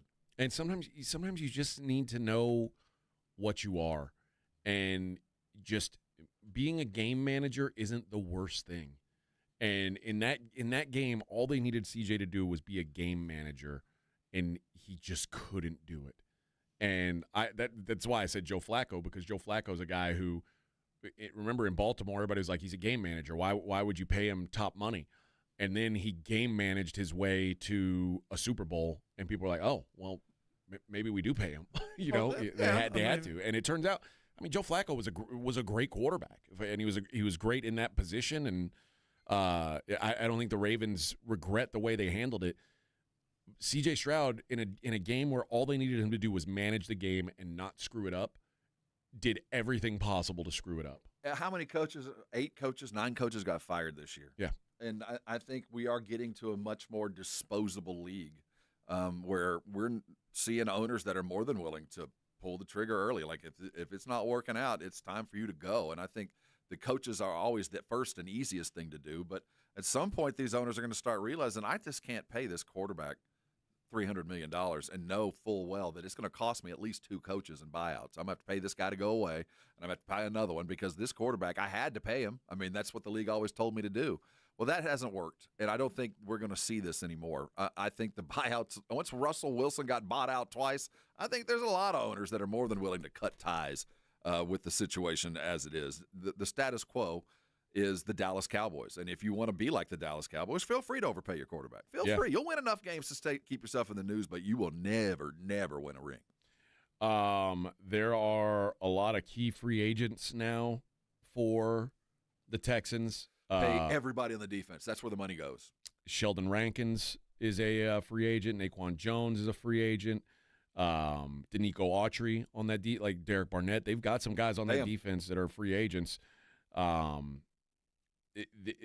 There are, obviously you want to keep as much of that together as you can, but also you have to figure out what you're doing at quarterback, which is, again, when 3 years ago when you used the number 2 pick on one and he's the rookie of the year, you think it's settled.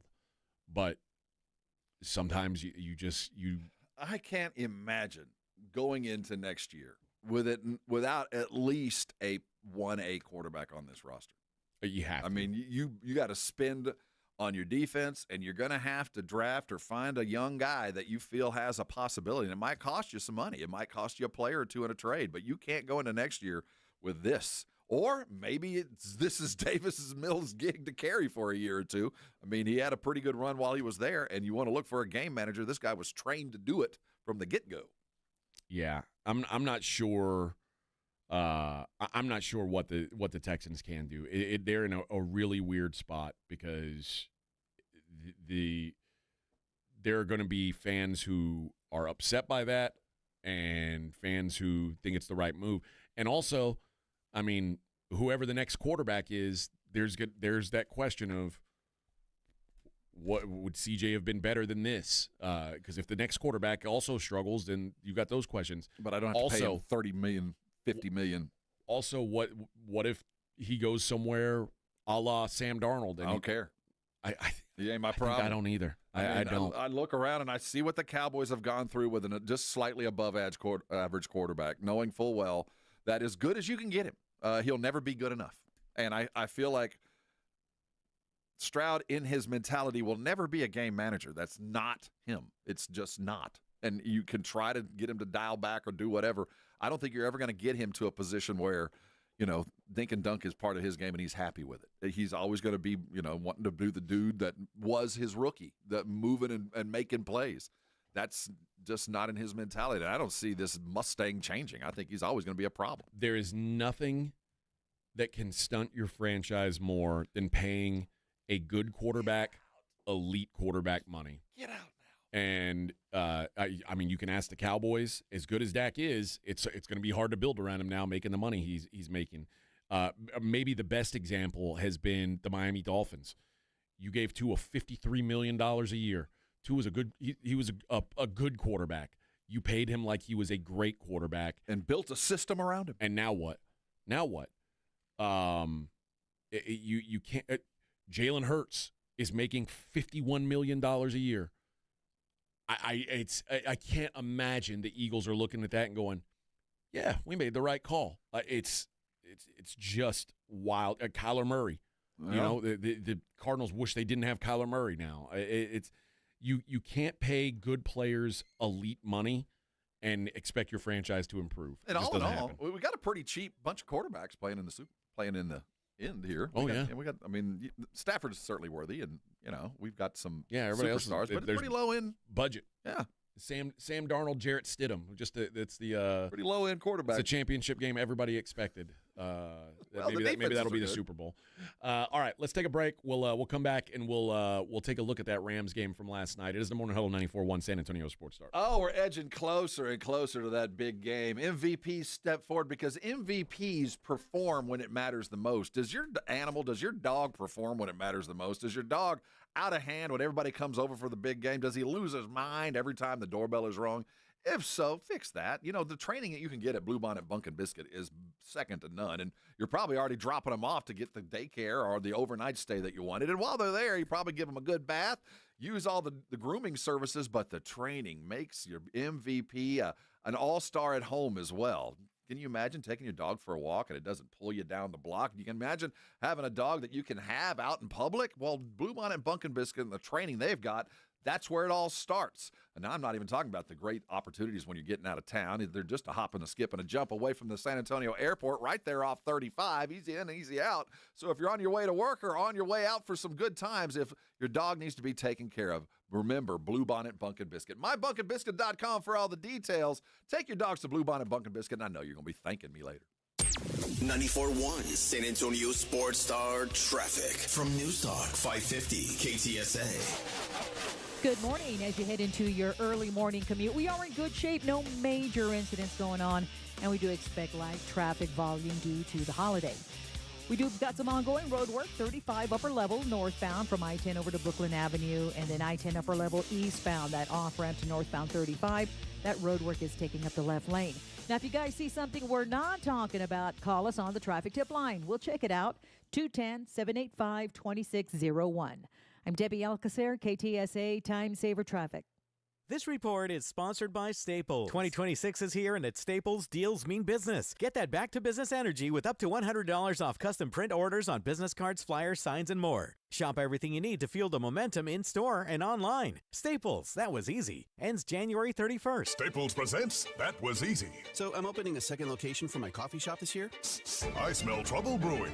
I needed to print new menus, loyalty cards, window signage, so I went to Staples. That'll cost you a latte. Get it? Uh-huh. Actually, I saved $100 on my print order, and everything looks amazing. Well, grind my beans and call me impressed. Staples made it easy. If your business needs to print, let's go Staples.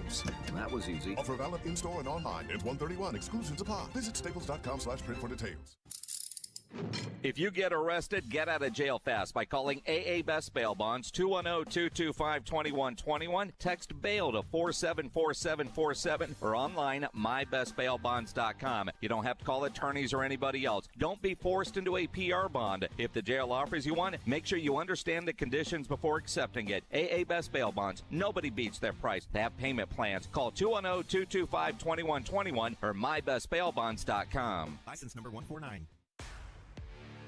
Hey, the big game is almost here, but every game is big when you play Prize Picks because it's so fun to be right. And when the big game comes around, I'm talking 2,000 times your money. But you got to remember something. That's the code Alamo. With $5, you can get $50 in free play when you go download the Prize Picks app. But when the big game hits, the specials are here, and we've got them. And I love Prize Picks because if my guy is winning, I can cash out early. That's one of the best things about Prize Picks is they take care of you from beginning to end. Prize Picks offers 2,000 times your cash. I've heard all different numbers, not 2,000 from other places. So when it comes down to the big game, and it could be that big game or any big game, Prize Picks makes it a big game. Download the app, use the code Alamo, and use some big free money to play the big game. Prize Picks, let me tell you how good it feels, because it feels so good to be right. Joel, I've invented the perfect exercise machine. It's practical, efficient, and fits in any home. I give you the Row and Go. Ta-da! It's a rowing machine that connects to your toilet, so you can row and... Stop. Folks, at Quarter Moon Plumbing, Heat, and AC will help homes stay in tip-top shape. Call Quarter Moon 651-5899. Quarter Moon Plumbing, Heat, and AC, 210-651-5899. License number M16004, TACLA 141074E. Wesley Financial Group is not a law firm. Ask yourself this question. Is it really worth holding on to that timeshare that you know you need to get rid of? Here's the truth. The average maintenance fee just went up over 17%. That could have been 117%, and there's nothing you can do about it. When you buy a timeshare, you give them a blank check for annual maintenance and assessment fees. I'm Chuck McDowell, founder of Wesley Financial Group. For 15 years, I've helped over 50,000 families cancel their timeshare. Not sell it, not transfer it, cancel it. Did you buy a timeshare because they told you it was a great investment and your maintenance fees would never go up? That's a lie. Are you ready to get rid of your timeshare once and for all? Simply call us and I'll send you our timeshare exit kit that explains all your options for cancellation. Call Wesley now for your timeshare exit kit. 800-568-3344. 800-568-3344. 800-568-3344. This is Jason Minix from The Blitz, and you're listening to 94.1 San Antonio Sports Star.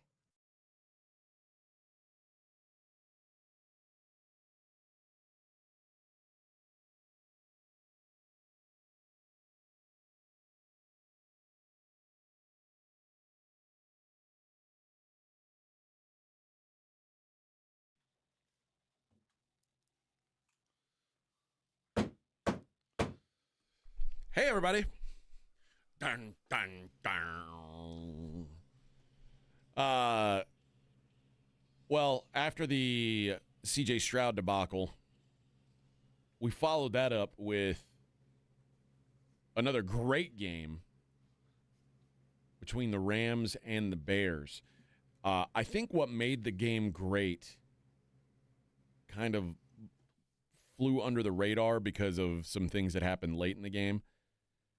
The Bears defense, which quite frankly has been bad all year, really showed up for this game and held their own. They're a fourth quarter defense. I mean, they all year they managed just to do just enough in the fourth to get things done.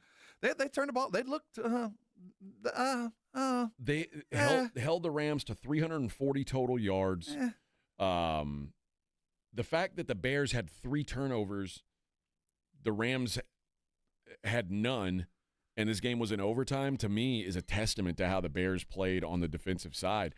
They did. I'm not sure how the Rams to 3.6 yards per carry. Do you feel like the Rams have had a good offensive output since? I mean, even that Seattle game, they had a bunch of yards. They just didn't have a bunch of touchdowns. Yeah. It's been a minute. They just feel a little off. The offense just hasn't clicked. They've done enough, and I don't know if it's because the teams they've been playing have been that good, and it took all that away, and they were that much better because, or they just haven't clicked it in yet. I don't know.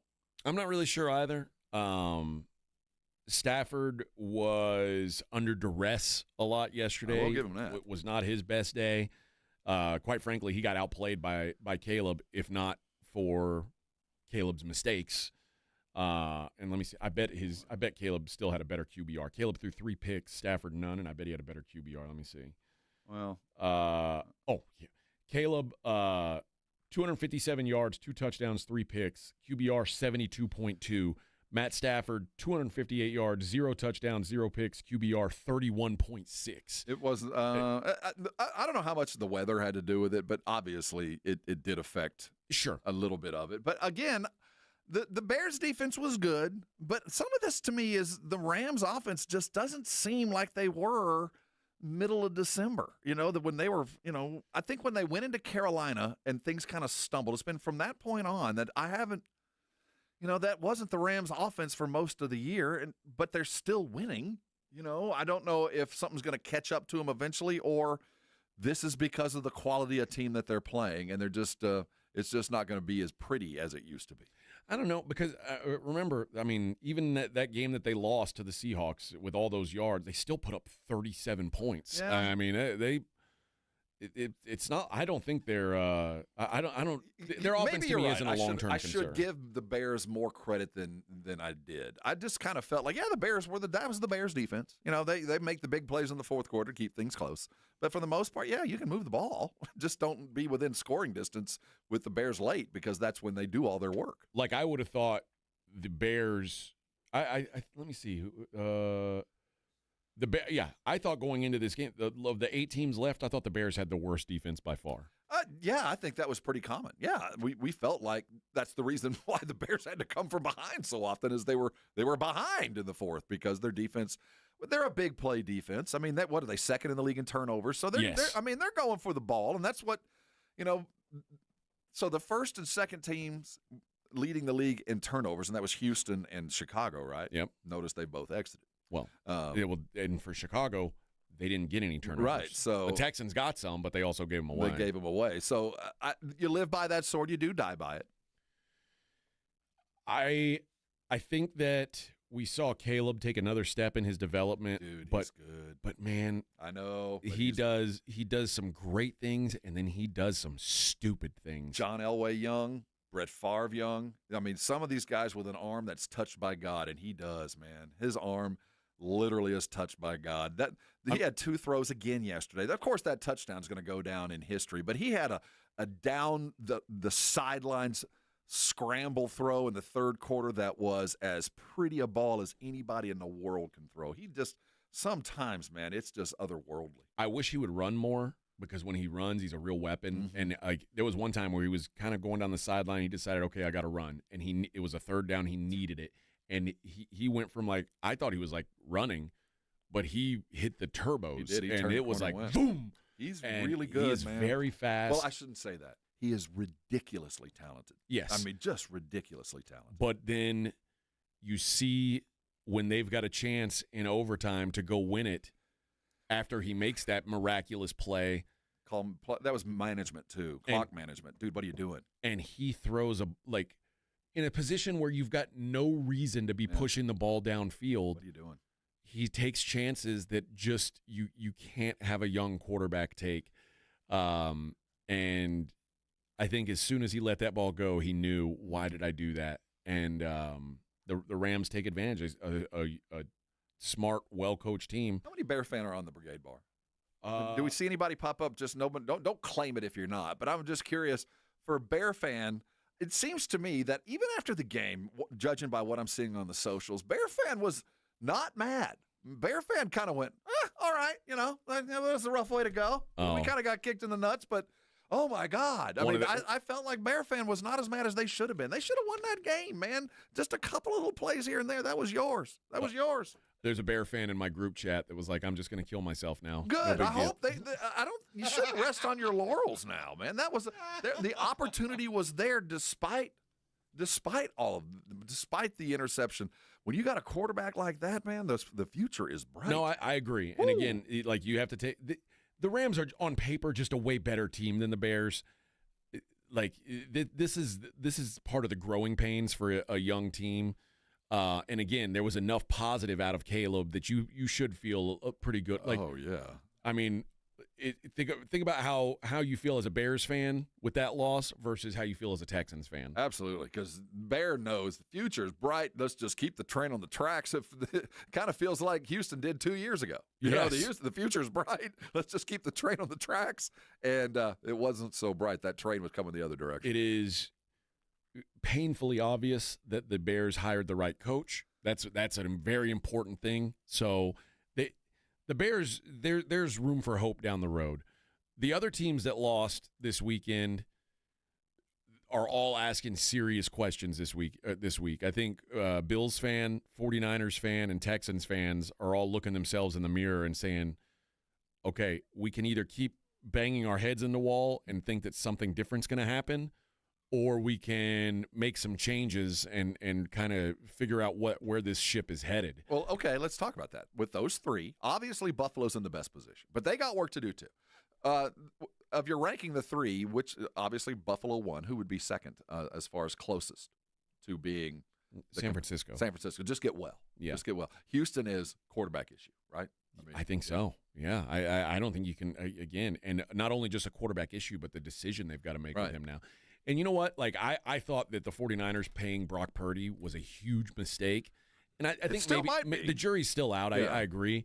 But so far, I mean, Brock Purdy's been he's not been the reason they're losing. You know what I mean? So no, you're right. I got it with CJ. He's the reason they lost, and everything else was set up for the Texans to make a run.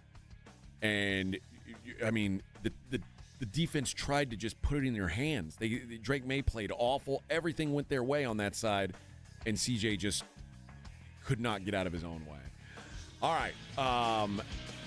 We got 2 hours left to go. I'll give away those Parker McCollum tickets, and we've got some college football to talk. Morning Huddle 94.1. From the San Antonio Sports Star Studios, sponsored by George Salinas Injury Lawyers. This is KTFM Floresville. This report is sponsored by Audible. It's time to take care of you. Who better to help you than the top voices in well-being on Audible? Kickstart your well-being journey with your first audiobook free when you sign up for a 30-day trial at audible.com/wellbeing. Hey, the big game's almost here, if you know what I mean. And if your dog goes wild every time the doorbell rings, it's time for New Game Plan. Whether you scored a brand new puppy over the holidays or your current MVP needs better discipline, Bluebonnet Bunkin' Biscuit's ready to help coach him up. Sign your dog up for professional training sessions focused on winning behavior. From boarding and daycare to expert training, Bluebonnet Bunkin' Biscuit is here for you. Call them today at 210-750-1298. That's 210-750-1298 today. Welcome back to Winter Hack Radio, the place for clever hacks to survive the season. Icy driveway? Well, try spreading sand or birdseed to help with traction. Snowy puppy paws? Well, grab a whisk, brush it off, done. Catch COVID-19? Well, just get... Actually, there's no hack for COVID-19. But if you test positive, prescription medications for COVID exist. Ask your doctor if they're right for you. Visit PfizerForAll.com to learn more. Sponsored by Pfizer. Buyers Barricades is proud to provide traffic control, rental, and sales for work zones and events in the San Antonio area and beyond. Buyers Barricades, the Texas authority in barricade rental. Learn more online at buyersbarricades.com. That's buyersbarricades.com. Celebrate the 17th annual Pork Rind Appreciation Day with PorkRinds.com and NFL legend Devin Hester. We're teaming up to support the Gridiron Greats Assistance Fund, helping retired players get the medical care they deserve. Want to get in the game? Visit PorkRinds.com to play their Crunch Time Hero game and enter daily to win a trip to the 2027 big game in LA, plus a year's supply of pork rinds. Grab the perfect low-carb snack and be your own Pork Rind Appreciation Day hero today at PorkRinds.com. Hello, this is Jason Thompson, and as you know, I've been practicing law here in San Antonio for more than 30 years, helping people and families injured in traffic collisions. So I'm often asked, what is the worst thing you can do after a traffic collision? And the answer is easy. That's trying to handle it on your own without an attorney. Insurance companies have spent billions perfecting their strategy of paying nothing or as little as they can get away with. It wouldn't be David versus Goliath. It would be David versus a million Goliaths. You have no chance. Using AI for help is even worse because AI routinely gives dangerously inaccurate legal advice. It is laughably bad on the law. So bad that a lawyer filing a document drafted by AI will likely be disbarred in Texas. Keep it simple. Just call me. My name is Jason Thompson. I'll give you a free review of your case with no obligation to hire me. My number is 210-900-0400. That's 210-900-0400, or my website, alawyerforus.com. That's alawyerforus.com. Okay, I have to tell you, I was just looking on eBay where I go for all kinds of things I love, and there it was. That hologram trading card. One of the rarest, the last one I needed for my set. Shiny like the designer handbag of my dreams. One of a kind. eBay had it, and now everyone's asking, ooh, where'd you get your windshield wipers? eBay has all the parts that fit my car. No more annoying, just beautiful. Millions of finds, each with a story. eBay. Things people love. Appliance savings are happening now at the Home Depot with up to $1,000 off, plus up to an extra $500 off select appliances. Looking to upgrade your fridge? Check out LG's newest models serving up ice in all kinds of styles: cubed, crushed, craft ice, and now new mini craft ice straight from the dispenser. Shop savings and get up to $1,000 off, plus free delivery on select appliances like LG at the Home Depot. How doers get more done. Free delivery on appliance purchases of $999 or more. Offer valid January 8th through the 28th. U.S. only. See store online for details. Billy, your gas light's on. We need to stop and fill up. No way, Jen. Gas around here is too expensive. We can make it a little further. Billy, listen to your big sister. You don't need to drive all over searching for the lowest gas prices. Do what I do and use Upside. Upside? Do you live under a rock, Billy? Upside is the hottest cash back app out there. It's free to download, and you get real cash back for every gallon of gas you buy. I use it all the time, and I've already made around $200. You can make that kind of cash back just for buying the gas you have to buy anyway? Yes, I'm looking at the Upside app now, and you can get up to a $5 cashback bonus on your first tank. Okay, I'm stopping to download Upside and fill up my tank. Download the free Upside app now to earn cash back every time you buy gas. Use promo code SUPPLY to get up to a $5 cashback bonus on your first tank. You can cash out anytime, right to your bank, to PayPal, or a gift card for Amazon and other brands. Just download the free Upside app and use promo code SUPPLY to get up to a $5 cashback bonus on your first tank. That's code SUPPLY for up to a $5 cashback bonus. 94.1 San Antonio Sports Star traffic from News Talk 550 KTSA. Good morning. As you head out for your commute, for the most part, we expect a light traffic volume today due to the holiday. Later on this midday, Martin Luther King Drive, both directions, eastbound, westbound, between South New Braunfels over to Upland Road, there will be street closures for the Martin Luther King Jr. March and celebration. Still working that wreck at 410 northbound, Ben's Engelman, a little bit of stop and go from North WWY. I'm Debbie Alcacer, KTSA, Time Saver Traffic. San Antonio Sports Center. In the NFL, our championship games are set. The Texans will not be a part of it. Their 10-game win streak came to an end as they were eliminated by the Patriots 28-16. C.J. Stroud had 4 interceptions in the loss. The Patriots will face the Broncos, who beat the Bills 33-30 in overtime, but Denver will be without quarterback Bo Nix, who broke his ankle in the second-to-last play of the game. On the NFC side of things, the Seahawks cruised to the NFL championship game, handling the 49ers 41-6. They'll face the Rams, who took it in overtime 20-17. I'm Rob Thompson for 94.1 San Antonio Sports Star.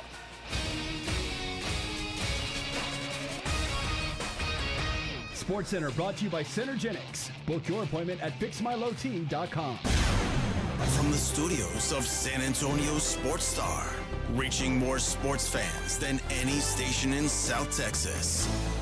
Welcome to the Morning Huddle with A.J. Hoffman and Rob Thompson. This is 94.1 San Antonio Sports Star. Oh, good morning. Howdy, howdy, howdy. It's Morning Huddle 94.1 San Antonio Sports Star. C-Note says, Patriots are going to go into the Super Bowl because I give Denver zero chance with Stidham under center. Broncos are cooked. Well, listen. If it was any other coach. Here's what I know, and this is where chances are good that I'm going to be betting on the Denver Broncos in the AFC Championship game, because the look ahead on this game was Denver minus 1.5. The line now is Patriots minus 6. Well, that's panic. People are running. It's going to get closer. There's no world like the quarterbacks that are worth 7.5 points in the NFL. It's like Josh Allen, Patrick Mahomes, Lamar Jackson, like maybe Joe Burrow. That's it. Bo Nix, who I think is at best a game manager. I'll just say, on my nicest day, I think Bo Nix is an average NFL quarterback. The idea that he is 7 points better than Jarrett Stidham, it's panic. Laughable. Yeah, so they're panicking. And if you like Denver at all, now's the time to go, man. It's one game. Jump on this. It's one game. The idea that Jarrett Stidham can't beat the Patriots, which, by the way, let's also address that the Patriots' luck box run continues of like undermanned teams. Yeah, every chance they get, they're running into a team. Like they play the Chargers without any tackles. They play the Texans with no wide receivers and no quarterback. And now they play the Broncos with no quarterback. The Patriots might get to the Super Bowl as the most untested team in the history of time. And eventually you pay the piper. Eventually the piper is paid, and the longer you wait, the bigger the debt. Yes.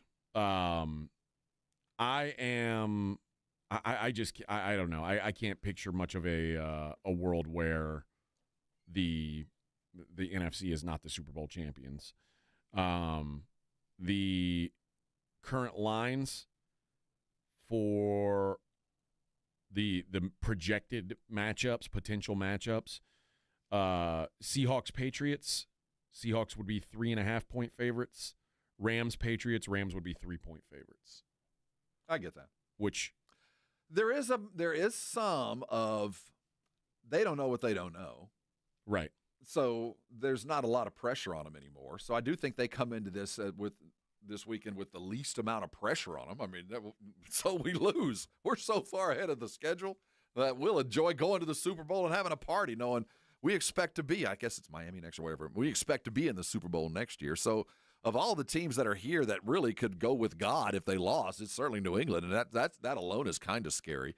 I said last week, with these young quarterbacks, eventually there's a comeuppance. Eventually there is. And it might have been this weekend. That might have been Drake May's comeuppance. He had a terrible game in terrible weather. So maybe he's already crossed that threshold, and he did it with a win. I don't think that's the case. But the way that New England team can run the football, the way that Drake is evidently living this touched life where he's been blessed, it's hard to say they're a prohibitive dog, but they're going to be – I wouldn't give them more than about 4 points, I'll tell you that. Jack says, AJ, this is the first time I've ever heard someone give excuses for why a team won 9 times out of 10 people are making excuses for why a team lost. One day you'll give the Patriots their props. Dude, this isn't – it's not like a negative on the Patriots. It's just the reality that they had the easiest schedule in the history of the NFL. It's not a bad thing, but it does for me raise questions about how it's going to play up. Like this is the goal, right? Like this is why the NFL set up the way it is. When you're really, really bad, you get a last place schedule the next year. This happened to fall in a season where the AFC East played against the two worst conferences that they could have been they could have been matched up against. So it's not like I'm not knocking the Patriots. It's just that's just what happened. Their quarterback, the Texas quarterback, threw 4 interceptions. I mean, what are you talking about? Excuses for winning. I will say they handed you the game. He literally, here's the game. It's your game. The Patriots defense is very good though. They fly to the ball. I think they're beatable, but they do fly to the ball. Yeah, I like the Patriots defense, and I like Drake May. I think Drake May stunk yesterday, but I like Drake May. I just think that if you're not questioning the level of competition the Patriots have played to get here, then all you're doing is setting yourself up for pain. Like the Patriots they'll get all the props in the world if they win the Super Bowl, but even if they win the Super Bowl, guess what? It was still the easiest path in the history of the NFL to get there. I'm just reading one paragraph. He got picked off in the first quarter by Carlton Davis, threw a pick 6 to Marcus Jones in the second quarter, fired another interception to Craig Woodson the next drive in the second quarter, and finally got picked off to close the game. Yeah. My God, you were given the game on a silver platter, man. I mean, you can, and the defense does deserve some credit for. They took the ball away. Yeah, yes, but I'm telling you, like the Arizona Cardinals would have looked like the '85 Bears against C.J. Stroud yesterday. And if I'm Vrabel, my message to the team is you're going to have to prove the rest of the world wrong because everybody looks at you like you were given this. Yeah, this finally you get an opportunity, hopefully in some decent weather. It's going to be cold. Yeah. It's going to be cold, but maybe you won't have to deal with the rain and sleet and snow that I do think affected both, and the Texans probably a little bit more. But this is be your opportunity to dispel everything that this easy schedule, everybody's looking at you sideways. Everybody is. If you believe the AFC has a chance to win the Super Bowl still. Nope. AFC plus 190, the NFC to win minus 230. Unless there is a significant Bo Nix type injury, I don't see a prayer. I really don't. Yeah, I can't picture it either. But, crazier things have happened. Like I said, Nick Foles won a Super Bowl. Yeah. Yeah, that's true. The Seahawks are currently 2.5-point favorites. Looks like that is going to be a 3 here in the pretty near future. If I get the Rams in 3, I'm going to be on the Rams. I don't know what I'm still pretty sure I'm going to play the Broncos just because I think the 5.5 that's a crazy. Well, if you're going to do it, you better do it now. I think there's a lot of panic. I think the number's going to get a little bit better. Yeah, for New England. That's just that's absurd. Although I don't know that there's anybody who's like, ooh, I'm going to go bet on Jarrett Stidham. No, but I'm not going to bet completely against the Broncos. You know what I mean? Because we're talking about a game manager being replaced by a guy who's going to be even more afraid to throw the ball downfield. You want to talk about a dink and dunk offense? That's what you're going to get from he's not going to throw an interception. Yeah. No, I mean, it's pretty clear. I mean, the NFC, again, these were my top 2 power-rated teams for about the last 6 weeks. So the NFC Championship game on Sunday, to me, it's the Super Bowl. That's how I'm going to be looking at it. But whoever comes out of it, to me, is they're going to get a trophy. And in a way, it's wild to think that, like, I could potentially be laying minus 230 that Sam Darnold is going to be a Super Bowl winning quarterback. But that's a reality. Every first-round draft pick quarterback that failed, that was drafted into the wrong place at the wrong time, is all in on Sam Darnold. Yeah. Every one of those dudes that just started in the wrong place at the wrong time and just needed a spot. And I think GMs need to see it, that it's possible. And I think backup quarterbacks that are just waiting for their shot hate it because if you're a good quarterback, sometimes you just need to be in the right place. And finally, it looks like Darnold is in a situation where he's going to be in the right place at the right time. Finally. I mean, he was 0 for 3. He was. Yeah. What's really kind of a wild thing is the 2018 draft class, which Baker Mayfield was the first pick. You had Josh Allen, Lamar Jackson, you had Josh Rosen, and you had Sam Darnold all in the first round. The first one of those guys to win a Super Bowl might be Sam Darnold. Yep. How unbelievable is that? Again, back then, it wouldn't be surprising. Well, I know, but now if you'd told me, but now. 7 years down the road, you That's go. a hell of a class, though. I mean, It really is. Baker, Allen, Lamar, and the one that beats them all to a ring, Sam Darnold. Big head very kazoo. be. Yep. Wreck-It Ralph, I like to call him. But still a long way to go before that happens, but it's certainly a legitimate possibility. The other good part about this is the Super Bowl is going to be fun because there's going to be a lot of fans never been there before. Unless I'm not sure New England makes it, but even those fans I think are reborn. First of all, I mean, Seattle's got a recent history of all these teams have won. That iteration, I say never. We've got a whole new generation of fandom showing. That's true. The Rams are the most recent, to win it. It's been a while for a Bronco fan. It's been a while for a poor Patriots fan. Like, you hear Mike Tirico start that broadcast with, after a long wait, the Patriots are back. It's like, are you serious, dude? You don't even know what a long wait is. Like, Boston fan is so spoiled. Oh, my 7-year-old kid has never seen the Patriots win a Super Bowl. Wah. Well, some of this, as a Spurs fan, the way that Pop and Belichick were so inextricably linked that, their careers kind of arced the same way for just about the same amount of time. Yeah. That they won so many titles in that link. As a Spurs fan watching this franchise rise and seeing New England rise yet again, it kind of makes me feel good. Like the old times are back. Like the things are right in the universe. The Patriots are back winning and scary, and the Spurs are back winning and scary as well. Yeah, and the three teams that are kind of removed from it, I mean, the Rams obviously just won a few years ago, but the three teams that are further removed from it, doing it with new quarterbacks, new coaches, basically fully reset teams, it's a good story. It is. I mean, it's good for the NFL for sure. I think so too. Would have been better if Josh was there. Yeah, we're not going to get the highlight Superman videos that we hope to get, but I think the game will be worthy. I think somebody said this. Jose said, I really wanted the Bills-Rams so it could be two elite quarterbacks. It would have been fun. That would have been fun. I think all of us wanted that. Or Bills, Seattle, either one. But I think we all wanted to see the best guy in the Super Bowl. You know what? One thing I've realized, though, is especially Saturday and yesterday, is that there is a large population of people that do not like Josh Allen. Like they actively hope for Josh Allen to fail. And who and why? Why? I'm so involved in it that like in my mind, it's the craziest thing ever that you could root for a guy like Josh Allen to fail.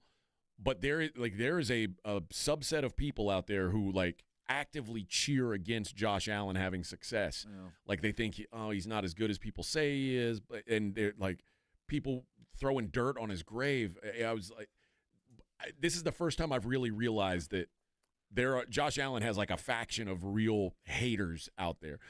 And I get like I was a Tom Brady hater. Well, because he kept putting on rings. Yeah, man. that's why. Like I was a Tom Brady hater because he beat my team all the time. Like I don't get that. I don't get hating Josh Allen. I don't feel sorry for Josh Allen, but I do kind of feel like he is as good as he can be. I mean, he is Superman. He is the best player in the NFL. I don't care what position you're going to name. He is the best player in the position. He's head and shoulders even amongst the best to me because he can do everything you ask for his position. Whatever you want him to be, he can be that. And there's just not a lot of dudes that come down the pike that are like that. I don't know what there is to dislike. I'm too close to it to have an unbiased opinion. I have no dog in the fight. And literally, I have less of a dog because I don't pay attention to him. But I do know when I see greatness. You know what I mean? I know when I'm looking at the very best. And he's the best football player in the NFL. Had a bad game yesterday. I'll be the first one to tell you. But name another dude that you would want to start a franchise with. You might pick a left tackle, maybe. You might pick an edge rusher. But if you're going to pick a quarterback doing what he's doing right now, I don't know who you look at other than him. I mean, if you're starting an NFL franchise and you don't start it with your quarterback, you're a lunatic. And if you don't start it with him, I mean, you're crazy. I'll hear an argument for Patrick Mahomes still. Oh, not today. Not today. Well, maybe 5 years ago, maybe 3 years ago, but not today. He's a guy who's proven he can win these big games. You tell me what's the prototype at a position and then judge him against everybody else. I don't think there's a comparison. And I watched it yesterday, even in the group chat. Josh Allen greater than the Broncos. And that's how it felt in the first quarter. It was Josh Allen. Everything that happened was because Josh did it. But yeah, I was surprised. And there were people on Twitter with the quote tweet of him crying after the game and saying he felt like he let the team down. And well, he did. He did let the team down, but like, I don't know. I can't. Sucks to be you, but no, it doesn't. I can't say that I wouldn't have cried in that situation. We were talking in the break. My first call, if I was with Buffalo, is call San Antonio, get a hold of Pop and say, what did you do the day after you guys lost to Ray Allen? Well, how did you light that fire that for the next 364 days, your team had one thing, and that was to go get this ring and set the record straight? Yeah. How did you start it, and how did you maintain it? Because if I'm Buffalo, next year's revenge. Yeah. This is the revenge tour because that shouldn't have happened. Well, unfortunately, you got the new cast of characters again. It'll never be that easy. Yeah, I know. The Bills have to go. They've got to make some changes. All right, let's take a break. Actually, before we take a break, I'm going to give away these Parker McCollum tickets. How about that? That's a hot ticket, man. How about that? People they are wanting to go see Parker. I don't know much of Parker McCollum. I'm not going to lie. I know he's a big star now. and he's playing at the Frost Bank January 31st. I got a pair of tickets for you. Let's go with caller number 6. You'll win a pair of tickets to go see Parker McCollum on January 31st. Right now, I'm going to tell you about Underdog Fantasy. And Underdog has a way of making these games more exciting, games that you might not care about. There's a lot of people like, oh, Miami and Indiana tonight? Well, those people don't have Underdog, obviously, because if they did, they would know that you can have a little action on that game, make it a lot more fun. I'll give you one great example. I will be lower on Francisco Mendoza's rushing yards tonight. I think that Francisco Mendoza is going to be held in check, and you got to remember in college, sacks count against you. So I will say lower on Francisco Mendoza's rushing yards tonight on Underdog. And it's not just football. I know football season's almost over, but they've got NBA, college basketball, hockey, Major League Baseball when it comes back. The UFC starts up this coming weekend, so there's something for everybody at Underdog. Check it out, and your first $5, you get $75 in bonus play when you use my promo code Alamo. You play your first $5, $75 in bonus play when the promo code Alamo.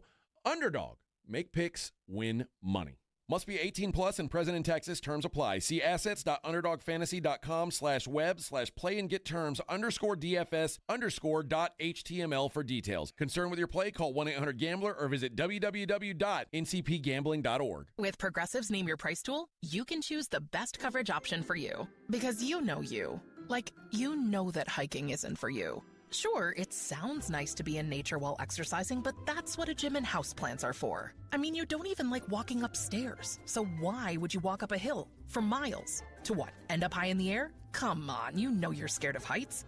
Only you know you. So get coverage options within your budget with Progressive's Name Your Price tool.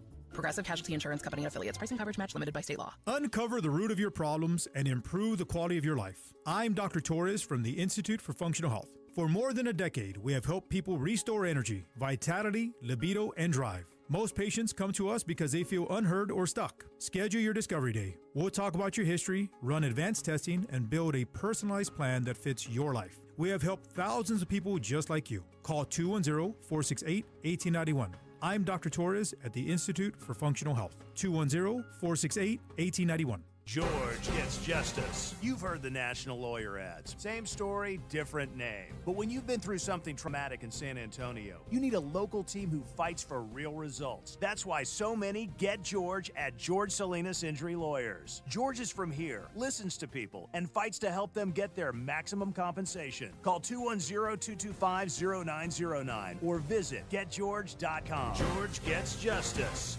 GetGeorge.com. Principal Office, San Antonio. With the new IHOP value menu, $6 is all it takes to go to your happy place, where stacks of pancakes with bacon and eggs are just $6 every day. French toast, sausage, and eggs are, you guessed it, $6. And fluffy omelets come with a side of pancakes and only cost $6. Go to your happy plates every day at IHOP. $7 in some locations. Available every day for a limited time at participating restaurants in the U.S. Hours may vary. No substitutions. Not valid with other discounts or promotions. Prices may vary. Eczema flaring up again? We have good news. Exoderm. If you or someone you love suffers from eczema or dermatitis, get Exoderm, the common sense answer for eczema. This stuff really does work. Exoderm contains the #1 doctor-recommended ingredient in a clean hypoallergenic cream with no harsh additives. Take back control of your eczema with affordable, fast-acting Exoderm Flare Control Cream. Exoderm. It's in the first aid aisle of your local Walmart, H-E-B, and other fine stores. You're listening to the Morning Huddle with AJ Hoffman and Rob Thompson.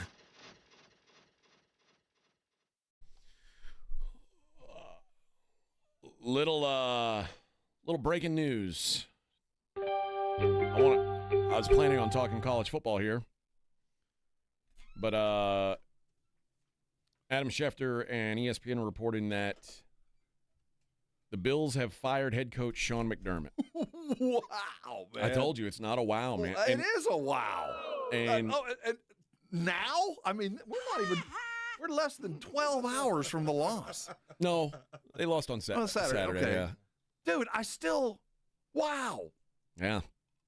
There was other stuff going on then. This wasn't a difficult decision. I would bet dollars to donuts that Brandon Beane will be fired as well. They probably just haven't done his exit interview yet. Do you think that there's another coach that suddenly became available, or there's something that happened that you think that just from this loss? I don't know. I mean, it's very similar to the Pittsburgh thing. I think they just they feel like they've topped out with what they can do with him. You ready for Mike McCarthy as your head coach? No. I mean, I just know it's so hard to find a good coach that meshes. Maybe there's one that will mesh. I can tell you this. Josh Allen said it's okay, so he was ready for it to be over. Wow. Dude, I'll make this request now. Give me Brian Flores as the head coach and Mike McDaniel as the OC, and the Bills will win a Super Bowl next year. You know, that's possible. Possible. Yeah. I mean, I think Pagula's in a unique situation because he has a really good franchise. He's moving into a big old stadium. I guess turning the page is a little bit easier because they've got the best player in the world. Yeah. Like, who doesn't want that job? Well, I can tell you this. He doesn't get fired unless Josh Allen says fire.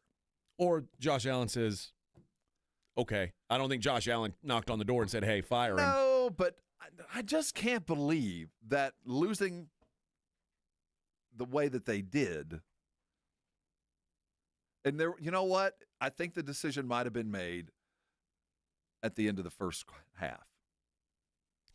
You know, that little 30-second, 3-minute was such a mistake. It's unforgivable. Yeah, that might have been enough. And in hindsight, you don't get many opportunities to get there, and you blew it.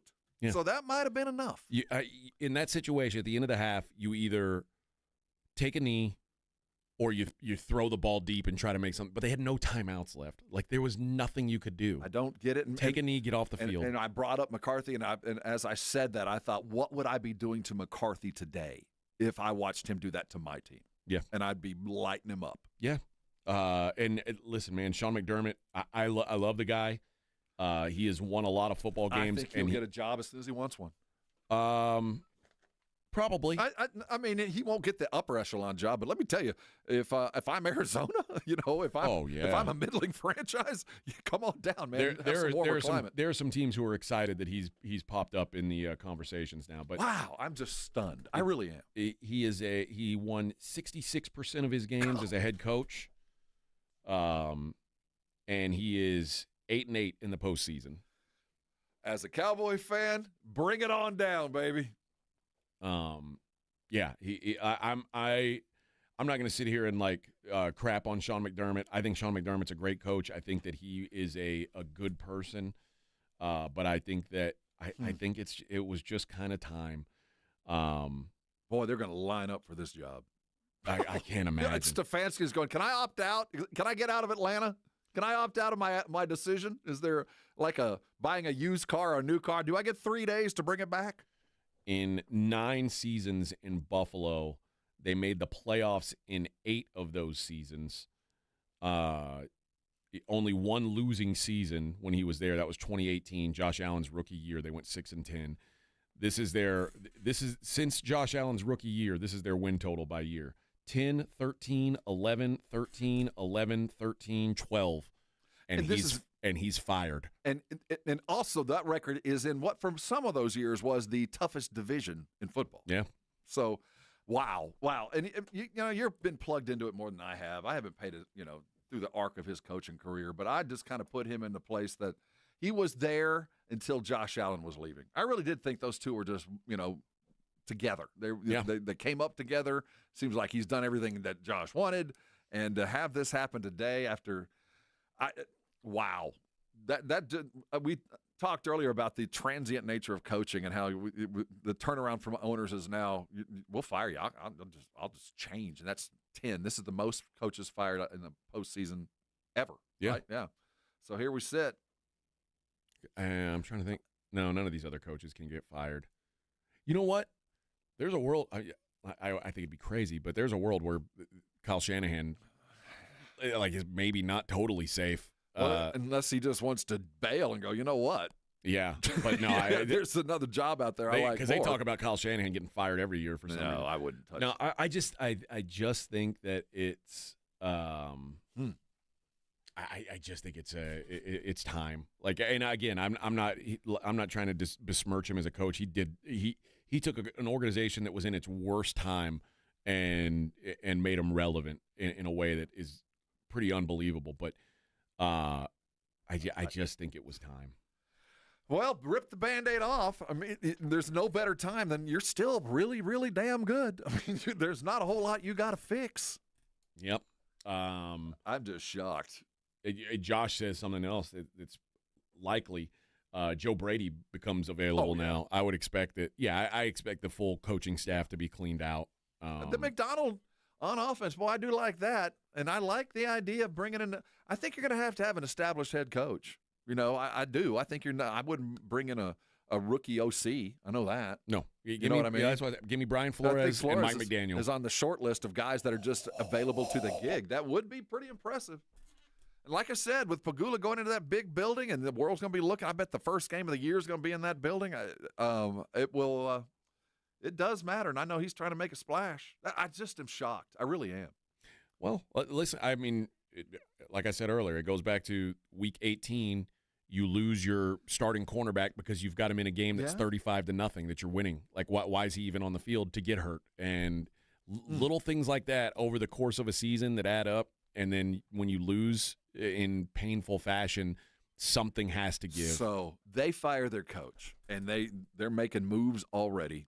And you wonder, and you look at the other ones, what's San Francisco's reaction going to be? I mean, and more importantly, what's Houston's reaction going to be? Who's going to pay a price, if anybody? And we're talking about either the quarterback getting paid, or is there another offensive coordinator in the offing? I mean, is this a fix that way? But obviously, decisions have to be made. I'm just shocked that the one team that really seemed to have the most going for them going into next year was the one that made the first move. Yep. But again, I mean, maybe you disagree, but does it not feel like if they were going to win with him, they would have won by now? I said when the show started, they obviously are at a pivot point, but and they no longer can you rely on Josh to do it by himself. Just because age is going to catch up, you're going to have to do more for him. And I felt like he did what the plan was supposed to be. Well, hey, let's load up on this defense. We're going to pay the running back, and we're going to run the football all year long to keep him healthy so that when we do get into these games and Josh does have to run for 45, 50 yards, he's just not so beat up. And it kind of worked. You know, it kind of got him here.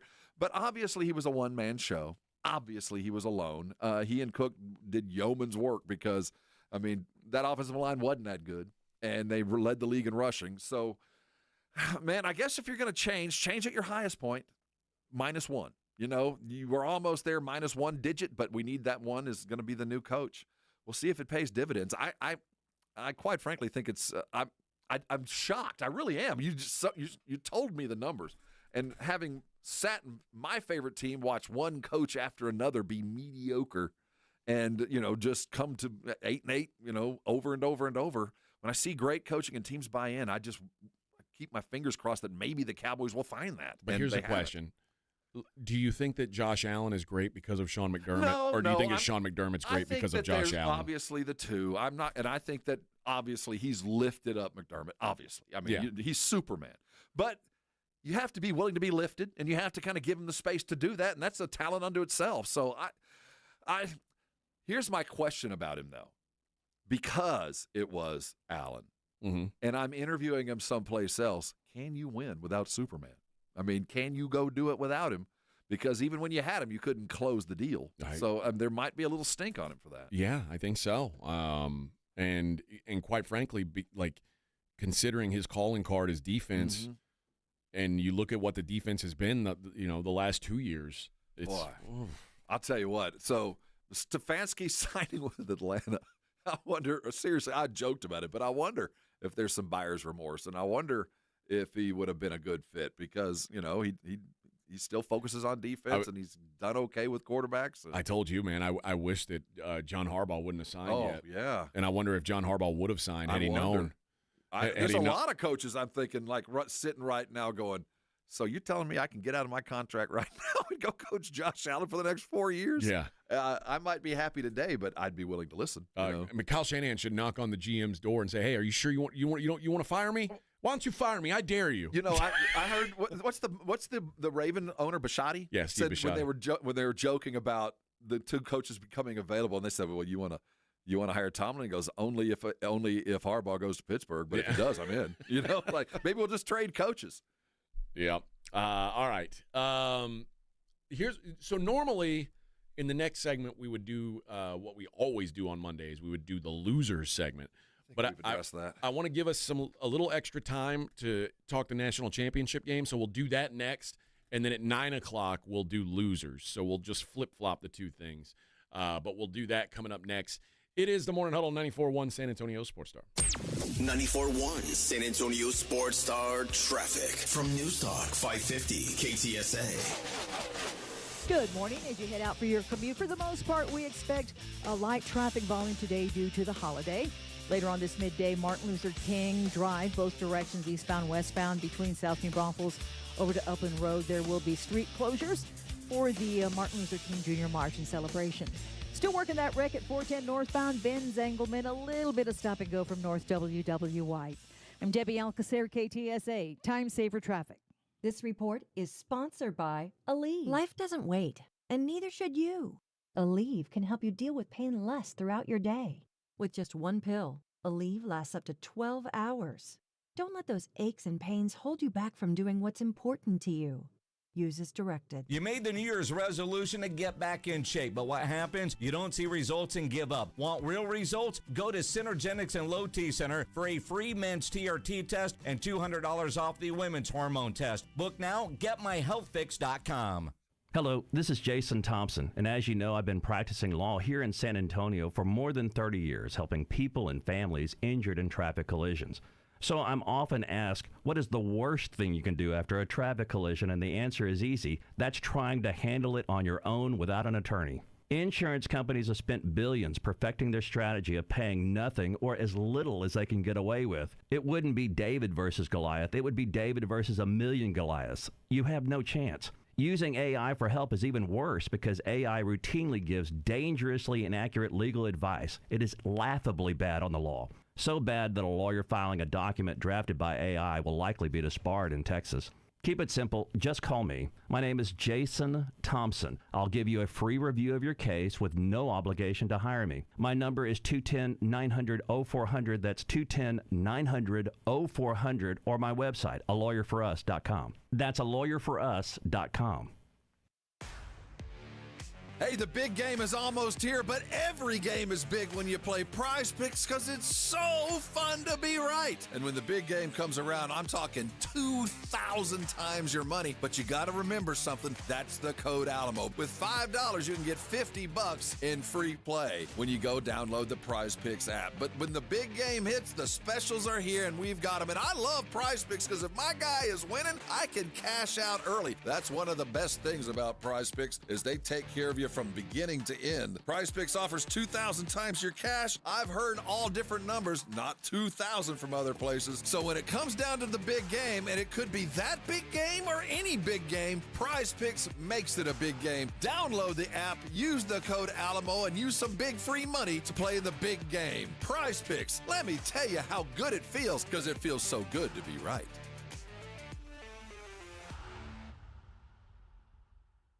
Your holiday decor is down and suddenly your house looks very January. Kohl's can help you bring the spark back. No twinkle lights needed. Save on bedding that feels like a snow day.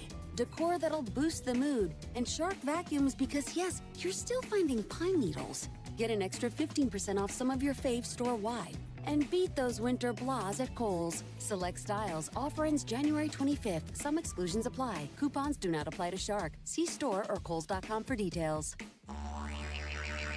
You know the Roo Pub is proven to be the best place to watch games with those 3 massive 170-inch screens and TVs all around. All the games, all the fights, and when you show up at the Roo Pub, show up hungry. The food is fantastic. Open daily at 11. Great for lunch, great for dinner, great for late at night, and the best place to watch a game. Just down from the big blind, right next to the Angry Elephant. The Roo Pub, 281 in Redland Road. We'll see you at the Roo. It's game day. Are your moderate to severe Crohn's disease or ulcerative colitis symptoms keeping you from the action? Skyrizi, risankizumab Riza, could help you get back to the game. Skyrizi is proven to help people feel significant symptom relief, achieve remission, and visibly improve damage of the intestinal lining. Skyrizi is a prescription injection medicine for adults. Don't use if allergic to Skyrizi. Serious allergic reactions, increased infections, or lower ability to fight them may occur. Before treatment, get checked for infections and tuberculosis. Tell your doctor about any flu-like symptoms or vaccines. Liver problems leading to hospitalization may occur when treated for Crohn's or ulcerative colitis. Ask your doctor about Skyrizi, the #1 prescribed biologic in Crohn's and ulcerative colitis combined. Learn more at skyrizi.com or 1-866-SKYRIZI. It's The Blitz with Jason and Joe. Afternoons at 2. Coming up Monday on The Blitz, we are live at the Roo Pub, 281 and Redland Road. With plenty to talk about after an NFL playoff weekend and a national championship game coming up on Monday night. And the Spurs play Monday afternoon. Looking forward to that. Watching that at the Roo Pub. You're off work. Come join us at the Roo. We start Monday at 2. The Blitz with Jason and Joe. Afternoons at 2 on 94.1 San Antonio Sports Star. It's the Morning Huddle with A.J. Hoffman and Rob Thompson on 94.1 San Antonio's Sports Star.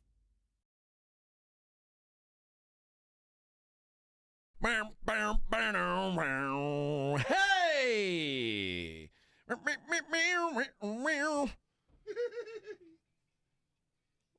Today is the final day of the college football season. Yep, this is it. If Indiana blows Miami out of the water, which is entirely possible, is this going to be one of the most impressive seasons ever? From rags to riches, yeah. And just considering they don't really have I guess Mendoza has become a star, but this was not like a loaded. This isn't the 2001 Hurricanes or the 04 Trojans, like 2020 Alabama, 2019 LSU. This is a good roster. I think this is what the new national champion is going to look like. But I'm not only impressed with, obviously going undefeated is pretty impressive. You go 15-0 in the Big Ten, that's pretty impressive. But to do what they did to Alabama, Oregon, to make those games non-competitive, and the average score in those two games was 47-12. Yeah, it's unprecedented. It is pretty wild, and if they were able to go in there and just hammer this Miami team, and on top of that, you add to the fact that they won on the road at Oregon, they beat Ohio State, in the Big Ten championship game. The Ohio State team that was #1 all season long and just almost all season long was just a juggernaut. I guess they were all season after they beat Texas. But to me, we're not giving them enough due for what they've done this season. Do you think the story of Cignetti and the rags to riches is overblowing the fact that this team is ridiculously talented? Well, and obviously, I don't think they're here without Cignetti being a world-class coach.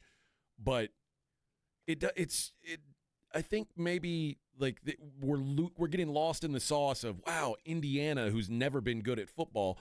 But this team, like I said, if this team was wearing Texas helmets or Michigan helmets, we'd all be going, holy crap, these guys are incredible. Well, I think the echo chamber is bigger. I think that we realize how good they are. We just don't have a lot of Indiana fans putting it in our face. I think it's a lot of non-Indiana fans hyping them up. It's not like we're dealing with all the Ohio State fan or Texas fan or Bama fan or LSU fan, which is everywhere telling you how good they are. It's Indiana showing us, and we have to watch it, but we don't talk about it. We never have before, which I think is most exciting about this. And also, it's symbolic of what modern college football is going to be. It's going to be teams that don't have lineage that don't have a guy that we watched play as a freshman and then as a sophomore, then became great as a junior. It's going to be the paid mercenary quarterback that shows up that's been sitting on somebody else's bench or starting for a lesser school that just showed up, and the wide receiver that you just paid that had a great year last year in the MAC, so he's going to have a year in the SEC or the Big Ten. We're not going to really know the teams. We're going to know some of the guys as flashes in the pan. I mean, the Heisman Trophy winning quarterback for Indiana wasn't even on campus this time last year. So I think there's the transient nature that makes this Indiana thing, because it's an IU, seem kind of random. But the fact is, like you're saying, if it was OU, we'd go, oh, here they are. And because they're here, we knew these guys. But it's Indiana. They don't know their guys either. These are all transfers from Notre Dame and Madison and all these other schools. So I think that's more of this is where college football is going to be. Indiana put up 50 or more points 7 times this year. Like, there are teams who don't put up 50 in a 10-year span. Yeah. The 3 games this year, teams were within a possession of them at the end of the game. Ohio State, Penn State, and Iowa. That's it. And one thing that all 3 of those teams were able to do was stop the run. I don't know if Miami's going to be able to slow the run in this game. Ole Miss ran on Miami at will last week. Between the tackles, baby. I think that's what Indiana's going to look to do today. I think, first of all, I think this is a low-scoring game. Do you think they're going to be able to slow this offense down? I mean, and define low scoring. Well, how about this?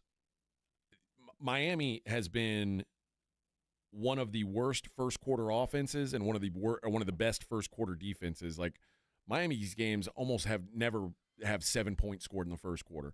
The first half under in this game is 23.5. Wow. So I like under in the first half. Probably my favorite bet of the whole game. But the total on the game is 47. I think it's an under game there too. I think it's going to be like 20-10, something like that. I think it's maybe 27-10. I do think Indiana takes care of business though tonight.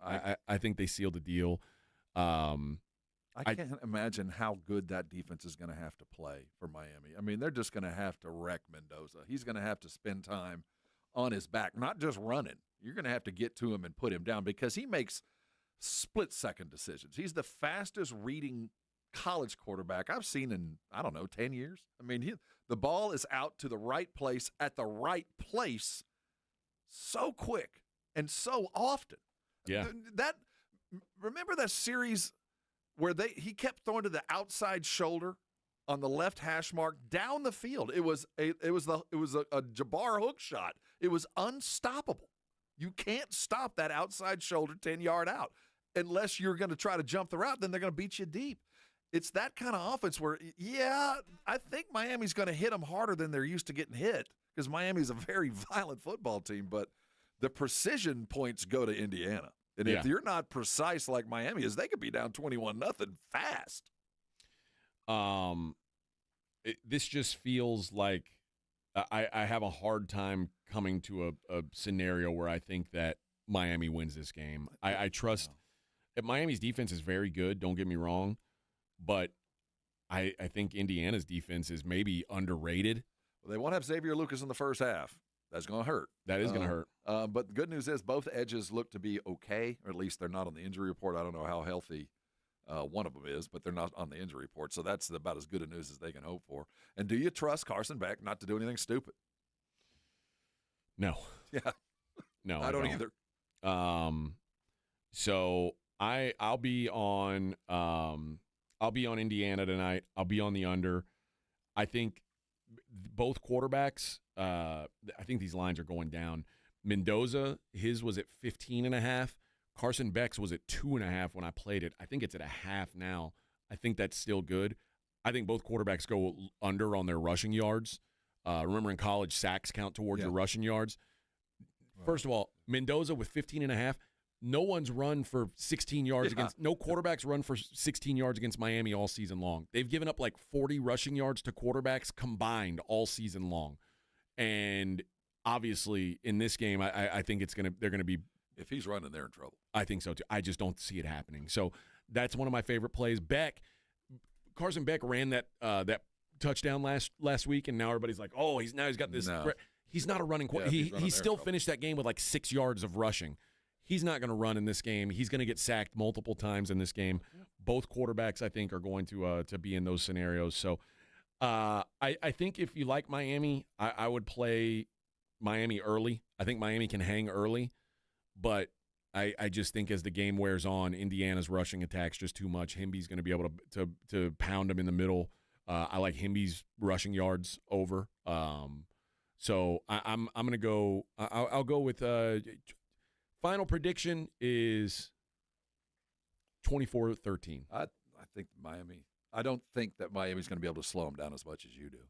I Okay. think that offense is probably going to score 30 points.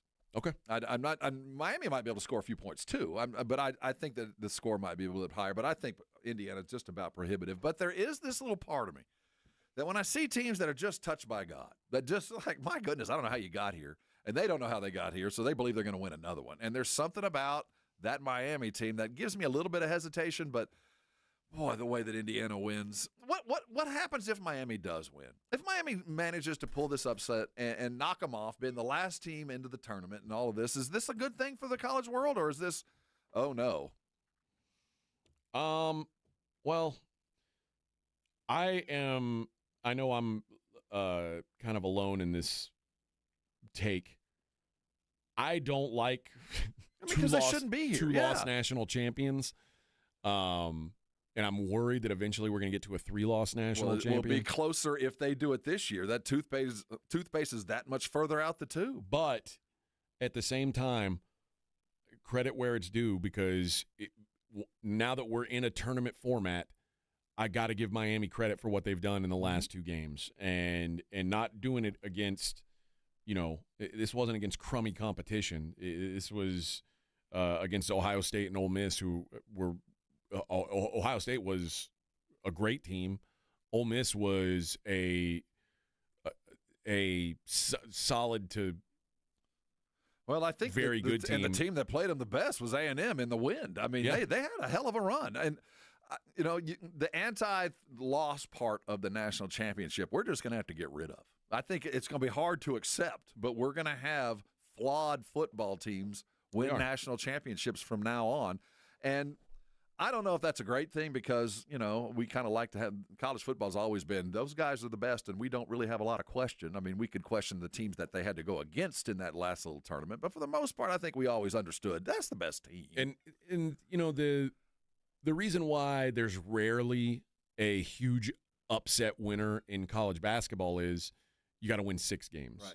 Now, with 4, there's still a chance, but – as you stretch it out, it's more likely that the true scenario comes to bear. I think we're getting the best team at the end of the year, and we have to get rid of what their record looks like. That's hard for me. I know it is. It's hard for me to parse. And I'm more than anybody else. You are what your record says you are, and that no longer applies, especially as we jump this thing to 16 teams. Yeah, I mean, a 3-loss national champion is imminent.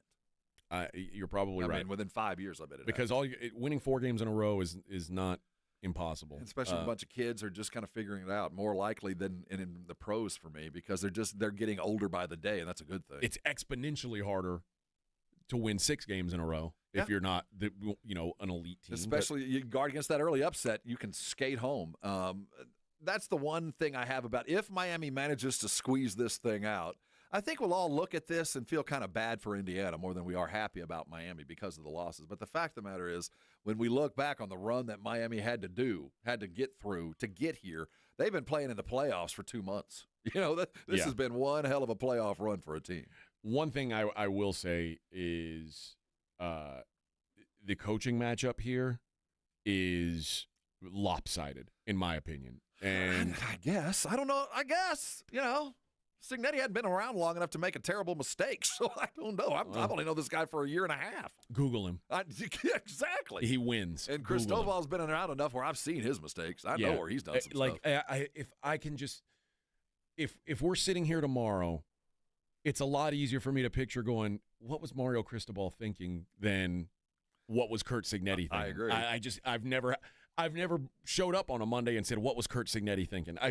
Never in my life. We only have about 20 games to take from. Well, no, he coached. I know we weren't talking about him then, but but I was, because I was doing sports betting podcasts, and it was, we saw him at UTSA. We were regulars with Cignetti. We knew he was good. We just didn't know he was good. Yeah, he's legit, man. And I just think that they're overmatched here. They're overmatched on the sidelines. I think they're overmatched on the field.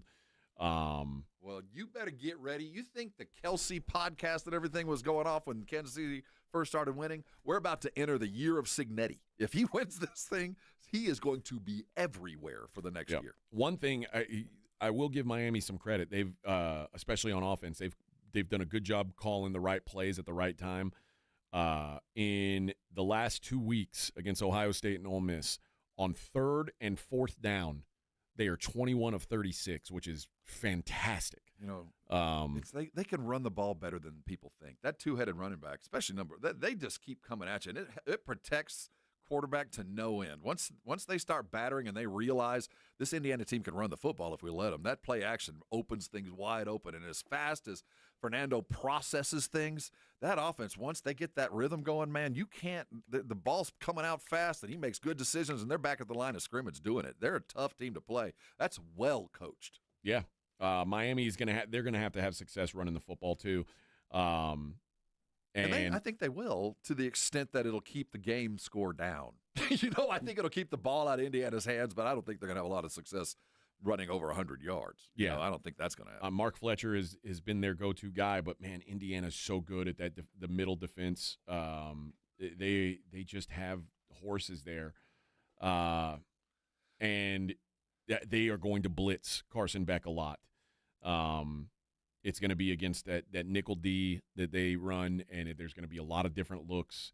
They create havoc. They cause problems. They make you make poor choices, and I trust Carson Beck to make a poor choice at some point, and I think it can snowball on him. So give me the Hoosiers to dominate. You feel sort of similarly, I guess.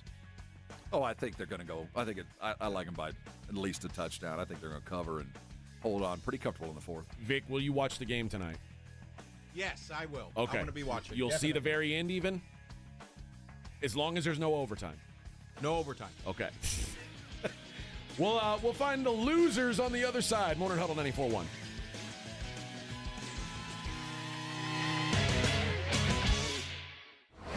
From the San Antonio Sports Star Studios, sponsored by George Salinas Injury Lawyers. This is KTFM Floresville. This report is sponsored by Audible. It's time to take care of you. Who better to help you than the top voices in well-being on Audible? Kickstart your well-being journey with your first audiobook free when you sign up for a 30-day trial at audible.com/wellbeing. Joel, I've invented the perfect exercise machine. It's practical, efficient, and fits in any home. I give you the Row and Go. Ta-da! It's a rowing machine that connects to your toilet, so you can row and... Stop. Folks, at Quarter Moon Plumbing, Heat, and AC will help homes stay in tip-top shape. Call Quarter Moon 651-5899. Quarter Moon Plumbing, Heat, and AC, 210-651-5899. License number M16004, TACLA 141074E. The Gomez Law Firm is proud to be San Antonio's trusted personal injury law firm for the past 50 years. We have Jose with the Gomez Law Firm here with us. Your firm has been fighting for the people of San Antonio since 1973. That's incredible. There are not a lot of businesses that stick around for even 50 years, let alone personal injury law firms. If you have been injured in an accident or hit by a company vehicle, then turn to the law firm that will fight for you. Visit joegomezlaw.com. And remember, Gomez Law fights. Progressive presents Employee of the Month. Small Business Edition. Today's recipient from Terry's Tiny Homes, Terry! Sure, as the only employee of her company, Terry was probably the front runner, but saving money getting personalized discounts with a commercial auto quote from Progressive, well, that gave Terry the edge. Over Terry. Terry! Keep awkwardly chanting your own name, Terry. You deserve it. Woo!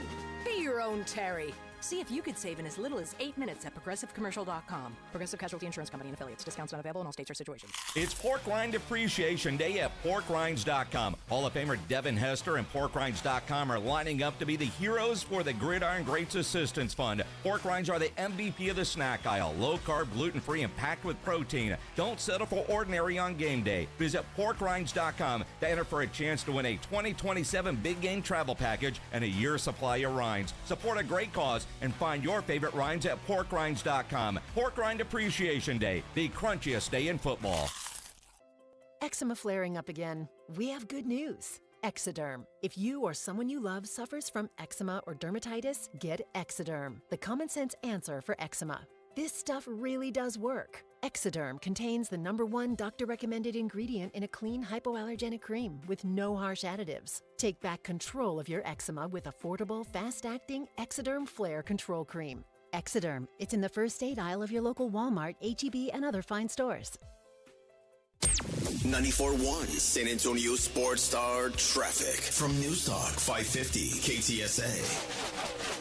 Good morning. As you head out for your commute, for the most part, we expect a light traffic volume today due to the holiday. Later on this midday, Martin Luther King Drive, both directions, eastbound, westbound, between South New Braunfels over to Upland Road, there will be street closures for the Martin Luther King Jr. March and celebration. Still working that wreck at 410 northbound, Benz Engelman, a little bit of stop and go from North WW White. I'm Debbie Alcacer, KTSA, Time Saver Traffic. San Antonio Sports Center. In the NFL, our championship games are set. The Texans will not be a part of it. Their 10-game win streak came to an end as they were eliminated by the Patriots 28-16. C.J. Stroud had 4 interceptions in the loss. The Patriots will face the Broncos, who beat the Bills 33-30 in overtime, but Denver will be without quarterback Bo Nix, who broke his ankle in the second-to-last play of the game. On the NFC side of things, the Seahawks cruised to the NFL championship game, handling the 49ers 41-6. They'll face the Rams, who took it in overtime 20-17. I'm Rob Thompson for 94.1 San Antonio Sports Talk.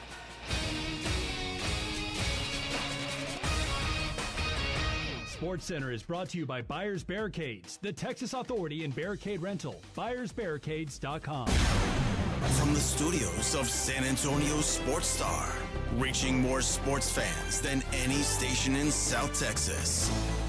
Welcome to the Morning Huddle with A.J. Hoffman and Rob Thompson. This is 94.1 San Antonio Sports Star. Hello, friends. It's your old pal AJ here. Enjoying your holiday? Oh, yes. Oh, yes.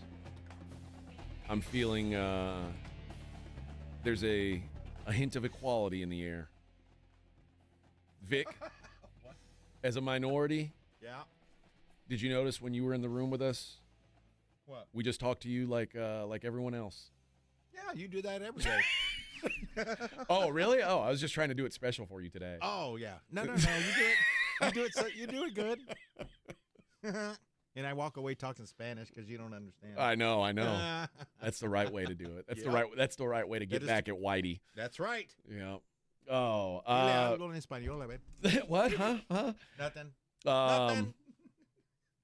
There is some money shifting. They are 7.5-point favorites now. Indiana is. I mean, it was 8.5 for most of the week, so some money coming back on. I think it'll bounce back up. Yeah, I mean, it's in kind of a dead zone now. As long as it doesn't touch 7, I don't think it'll hit 7. I think it'll hit 8. Yeah, go up to 8. Yeah, that wouldn't shock me. So, but there is a surge of Miami money coming in. It started at 8.5. No, it started at 7.5 and bumped to 8.5. Now it's back to 7.5. I think it might go back to 8.5. Remember, Indiana. I didn't realize this. Indiana has the largest alumni base in the country. I heard that too. I had no idea. They just must let everybody go to school there. Like they don't say no. Well, it's not a very big school. It's not like it's putting in 60,000 like A&M or Texas. That's what I'm saying. I don't understand how they could say that when you look at schools that have 2 or 3 times their enrollment on a regular basis. What's the enrollment at A&M right now, you think? Oh, well, we can Google that. I mean, I think between A&M and Texas, we're the tops in the country. The fall of 2025, Indiana University had 90,000 students. Well, you know what, though? Okay. Jeez. Well, wait a minute. So in the state of Indiana, there's Indiana University and Purdue University, kind of like A&M in Texas. But is every Indiana university, every campus affiliated with Indiana? Like Indiana University at Indianapolis, Indiana at Muncie, Indiana at all these little towns. Is it all counted as their alumni? And I think that's the only. It's got to. Yeah. Okay. It does, including their regional campuses. Because we're talking about on campus. Texas A&M enrollment on campus is 74,000. Yeah. So I buy that. Okay. Yeah. But it's like saying everybody at UTSA's is a Texas alum. Well, no, you're not. Yeah. Yeah, it's split up into several different, but it is, I don't know, because when you get I think when you get an Indiana degree, it's from Indiana University, no matter which campus That's you what attend. I'm saying. Even though you went to Muncie, you're still considered an Indiana. Yeah, it's not like UTSA or UTEP, you don't get a degree from Texas. Right, so you can say, okay, I get you. It's like all the State University of New York. Are they all considered, all the SUNYs are the same? So the one thing I do know is that is a rabid fan base that has the opportunity that no one living has had. So I imagine if you had a faded old Indiana shirt at some point, had a cousin, you're all in. I think that the fandom in this country it's 2-1 Indiana over Miami. But yeah, they've got the largest Indiana has the largest living alumni base as of 2025. Crazy. Penn State, Michigan, UCLA, and Ohio State round out the top 5. But that's pretty wild. Good for them. 805,000 alumni living around the world right now. I remember when we went to Miami back in 2020, and it was such a pleasure to go to the Super Bowl and see all these Kansas City fans that were just gonzo crazy. They were so happy to be here. They had the team, they had the guy, and they had the future, and they knew it. And you get the sense that Indiana in Miami is the same way. Yeah. That they are there, gonzo, and the future is theirs, and they're having a party around the Miami Beach area. All right, let's stop talking about that and talk about the losers. You lose. You are such a loser. You're a bona fide schmuck. Time now to find out who blew it this weekend. The losers. You bunch of losers! Look who's back. It's the loser. I'm going back to a better class of losers. With AJ and Rob on 94.1 San Antonio's Sports Star. Hello, losers. Hello, losers. Let's now here's the thing. Do we go with C.J. Stroud, or do we find losers in the non-C.J. Stroud department? That's low-hanging fruit, but he is a loser. But I think that's been well documented for most of the morning. Okay. I'm not going to pick on him anymore. I will. I'll start with Ja Morant. There it is. There's your loser right there. Why is he a loser? Well, if a tree falls in the forest and nobody hears it, did it make a sound? Ja Morant was traded to play with Giannis, and no one cares because we know it ain't going to work. Are you sure he was traded? Because he played for the Grizzlies yesterday. I thought he had been.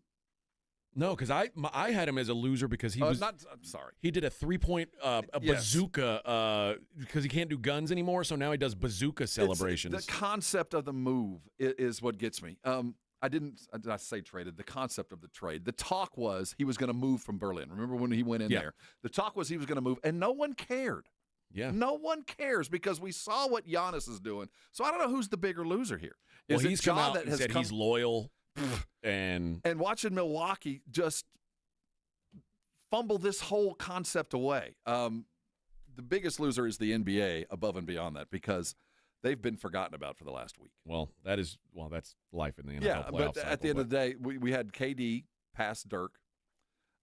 We had moves to trade. We had Anthony Edwards get 55 on Saturday, and no one heard it or saw it. But when you are a guy who's been in trouble with guns and gun-related celebrations, now you take it to a bazooka? Like, who cares? What are you doing, Ja? It's like man? He just keeps trying to push that line. Okay, would we be mad at him if he did the bow and arrow? A bow and arrow is acceptable. What about a sword? What if he did the? I would be okay with a sword. Slingshot. Slingshot. That is javelin. javelin or like a spear. I mean, let's. I'm trying to find something that he can like have some fun with. I'll allow a spear. Okay. I'll allow a spear. I'm gonna. Here's what I will do. I'm going to reserve judgment on Bo Nix being a loser or not, because I really do want to find out. I want to get to the bottom of how he was injured. You know what? I'll just say Bo Nix. Either one of these two things is true. Bo Nix got hurt taking a knee, so he got hurt in victory formation, or he got hurt celebrating the win. Either way, that's loser stuff. You can't do that. You can't break your ankle doing either one of those things. I would like to think that there is some crack reporter running around Denver right now trying to figure out, give me a timeline. I have to know. I just, when we get past the rigmarole of, the season and head toward the Super Bowl and all that, I am very curious as to when and who knew and when. He took a knee, Rob. You're telling me he broke his ankle taking a knee? The only thing that saves me. Not sprained it. No, you're right. The only thing that saves me is I did see the video of him lean in and tell Peyton something. You could tell Peyton back up and look at him like, what? And that's the only thing that tells me it might have actually happened on the field. But no team celebrates like that knowing that their quarterback is hurt. They were losing their minds. That's kind of the way I feel. You know what I mean? If they'd have known, and the moment your quarterback is hurt, trust me, everybody knows. I mean, whispers happen if you know your quarterback's hurt. They celebrated like nothing had happened. Yeah. That's, to me, was the telltale sign. The other loser, right? And they're not losers. But we're going to have to fix this weekend. And this weekend is great. But playing this college game tonight seems so anticlimactic. I don't know if we move it. I don't know if we move it to – I mean, if we're going to play it on Monday, we can play it on Wednesday. It's just bang, bang, NFL, because there has been zero talk since Friday morning about this game. Now, today we all wake up and we're ready. But is that good for the NCAA to go, okay, we're playing our championship game on Monday, and you can check back in with us on 8 o'clock on Monday morning, but the next 72 hours is only NFL? I mean, maybe playing on Tuesday would have been better, but I don't know. I think they're in a tough spot. Why not next Saturday when we play 2 games on Sunday? I mean, I've waited a long time. Because no one's going to talk about it if it's on Saturday either. Well, maybe it'll give you, at least you're the lead-in, you're the opening act instead of this. This just feels like I've had such a good full weekend of football. And, oh, yeah, I got another one. Yeah. I don't mind. I always say if there's a way for you to avoid conflicting with the NFL, you avoid conflicting with the NFL. And the calendars don't matter because you got teams waiting 25 days to play. You don't care about resting your college kids. You've already done it. So if you have to wait even another week or another couple of days or go midweek, I don't know what it is, but I feel like this didn't get the lead up that other national events get, and it's their fault. Yeah. It doesn't feel. Seriously, did you think about 1 minute yesterday about Miami, Indiana, other than just checking the lines? Did you read one bit of news? Did you pay any attention to anything? No. I forgot the game. Well, see, I think you're doing yourself a disservice, college football. Now, you are riding the train, and I expect there will be a fair amount of people watching. It'll probably be a new record because of Indiana. But you could do better.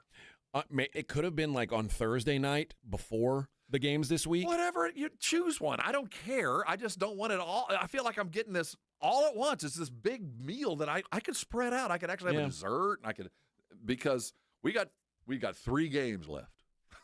That's it. I mean, we got 3 more football games to play, and I'd like to have the college football one matter so we have 4. I do think they need to figure out, and this is the NFL, not college football, and it maybe would open some things up for college football. They do need to figure out how to keep everybody on equal rest. Yes. For this divisional round that just happened. Again, we're now at what?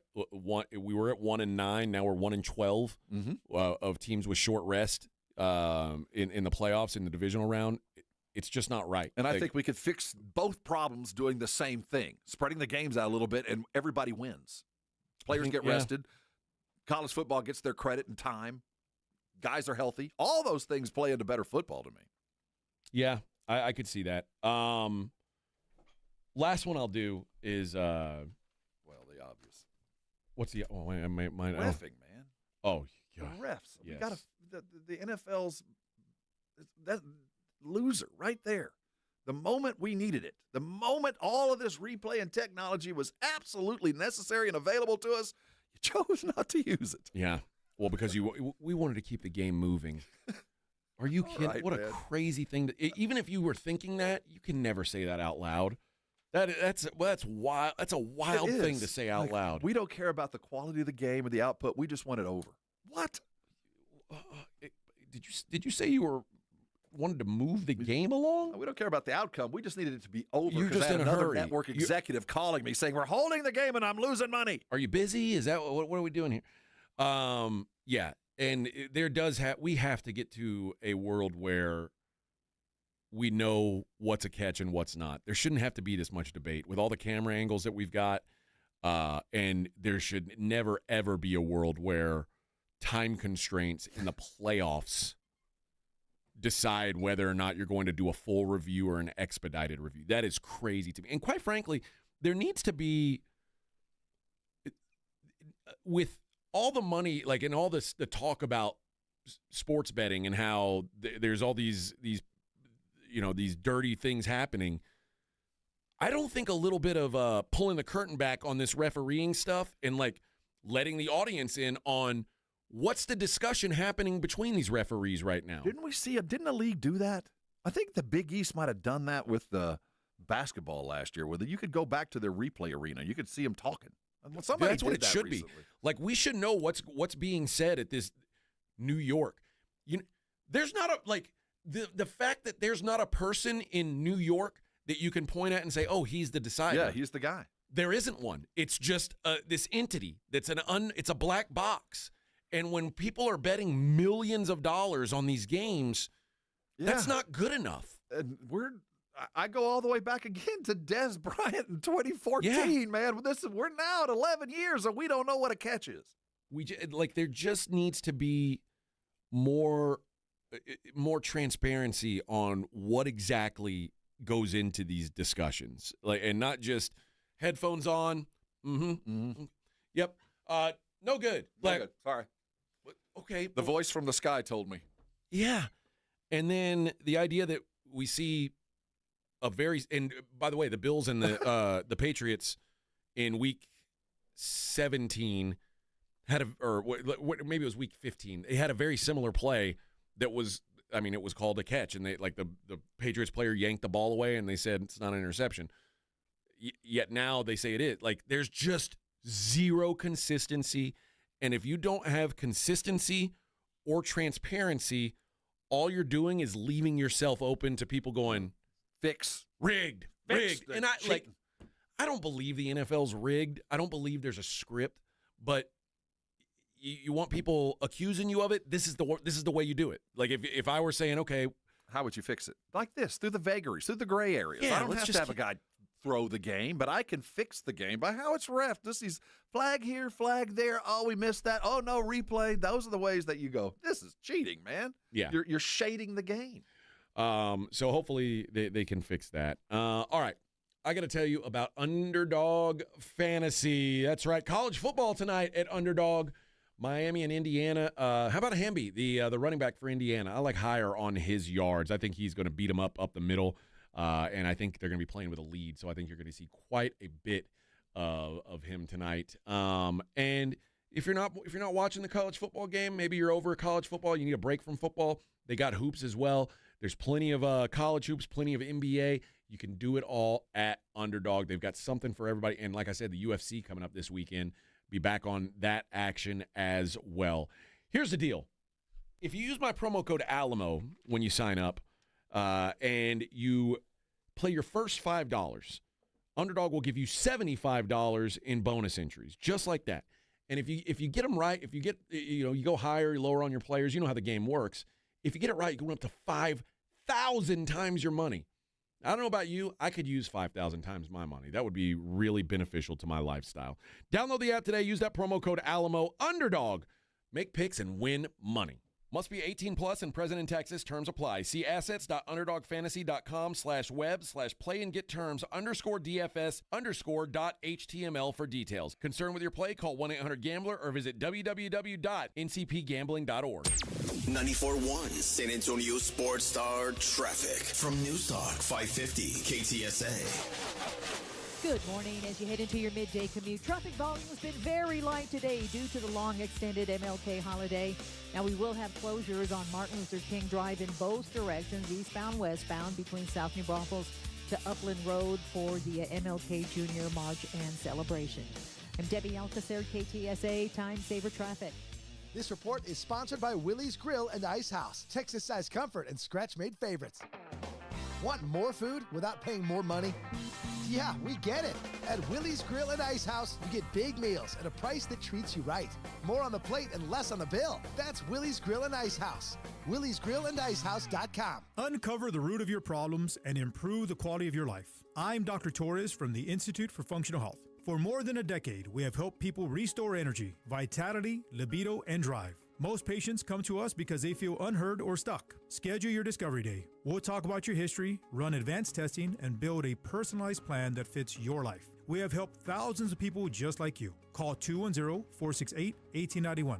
I'm Dr. Torres at the Institute for Functional Health. 210-468-1891.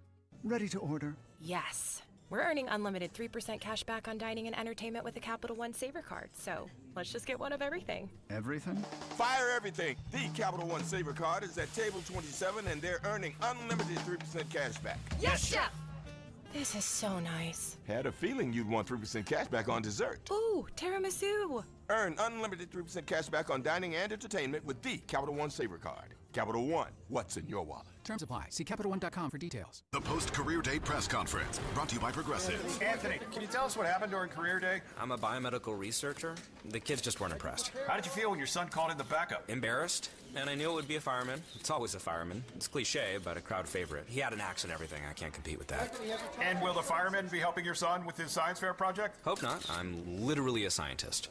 Like it or not, sometimes you need a backup. That's why there's Progressive to protect your home and auto. Progressive Casualty Insurance Company affiliates and other insurers. Not available in all states or situations. Hey, fans! Welcome back to Fansville's Cheers and Tears. Oh.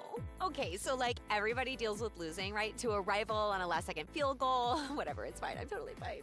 But I cope with losing with an ice-cold Dr. Pepper. Those 23 flavors are like so delicious. They totally wash away the pain of your college football team taking a big fat L. College football. It's a pepper thing. Flu season has arrived, and according to the CDC, doctors' visits due to flu symptoms are the highest in 30 years. You can trust Exergen's new TAT 2000C Plus to give you accurate and reliable temperature readings for the whole family with just a gentle forehead scan. The Exergen thermometer technology has been proven accurate by more than 100 published clinical studies. And right now, the new Exergen TAT 2000C Plus is available on Amazon for less than $20. That's Exergen, EXERGEN on Amazon. Visit Amazon.com for Exergen today. If you're watching football this weekend, you know how it goes. Somebody's always hungry by the first quarter. So call Pizza Hut and get the Big New Yorker for just $10. Our biggest pizza for the biggest games. These slices are huge, like use two hands and fold it huge. Feed your crew and order ahead at pizzahut.com or in the app. Pizza Hut! Ask for limited time offer. Prices, participation, and availability may vary. Additional charge for extra toppings, max 3 and extra cheese. Taxes, tip, and delivery fee not included. Everybody loves the season of giving, but now the season of paying for it is upon us. That not-so-wonderful time of the year when millions of Americans open their credit card statements, stare in horror at the balance, and resolve then and there to find new ways to save money. If you're among those Americans, why not start by cutting your wireless bill in half right now with Pure Talk's Saver Plan? It's easy. You'll get unlimited talk, text, and 3 gigs of high-speed data on a super-fast, nationwide 5G network for just $20 a month. Just dial pound 250, say Mike Rowe, and you'll save an additional 50% off your first month. Ho, ho, ho. And if you're active or former military or a first responder, you'll save an additional 20% every single month. That's pound 250. Say Mike Rowe for the gift that keeps on saving from America's wireless company, Pure Talk. You're locked on the Morning Huddle with AJ Hoffman and Rob Thompson. It's showtime!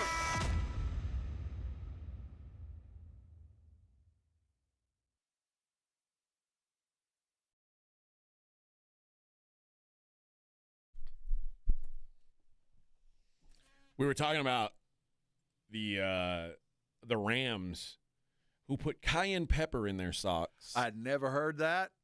And Why? I'm all about trying new things. But my fear would be I'd use too much. Well, how much is too much? I don't know. That's the problem, right? Yeah. Like, can you imagine getting pulled out? So what's the purpose of he that? couldn't play the second half They because said- he burned his feet with chili powder. They said it keeps you warm and it keeps the blood flowing. Now, there's got to be some sort of skin irritation that goes along with that, right? I would figure. I mean, it's chili powder. And Or obviously, some kind of odor, I'm assuming. well, yeah, but I mean, I guess the thought is it's somewhat like if you just put cayenne pepper on your hand, nothing's going to happen. But if once your hand starts to sweat, then now it's like it's a weapon. That's a weird thing to do. The other thing the Rams did was they had hot cocoa and chicken broth. Isn't that nice? Chicken broth is cool, right? Nice and warm. But, I mean, do you really want like a bowl of soup sloshing around in your body when you're trying to do physical activities? Nope. Well, it's warm. I mean, it's the idea of having warm stuff in your body is nice. Mm-hmm. But would you drink just hot soup or cocoa or cold pickle juice? Ooh, I don't know. But you got to choose one. You can't have both at one point. I don't like pickle juice. I don't either, but I mean, I'm talking about those are things that I've seen, but that helps for been a cramps. part of where people drank on the sidelines. I'll just eat a banana. I'd rather have the hot soup and some cocoa. Maybe a grilled cheese sandwich. Maybe a grilled cheese.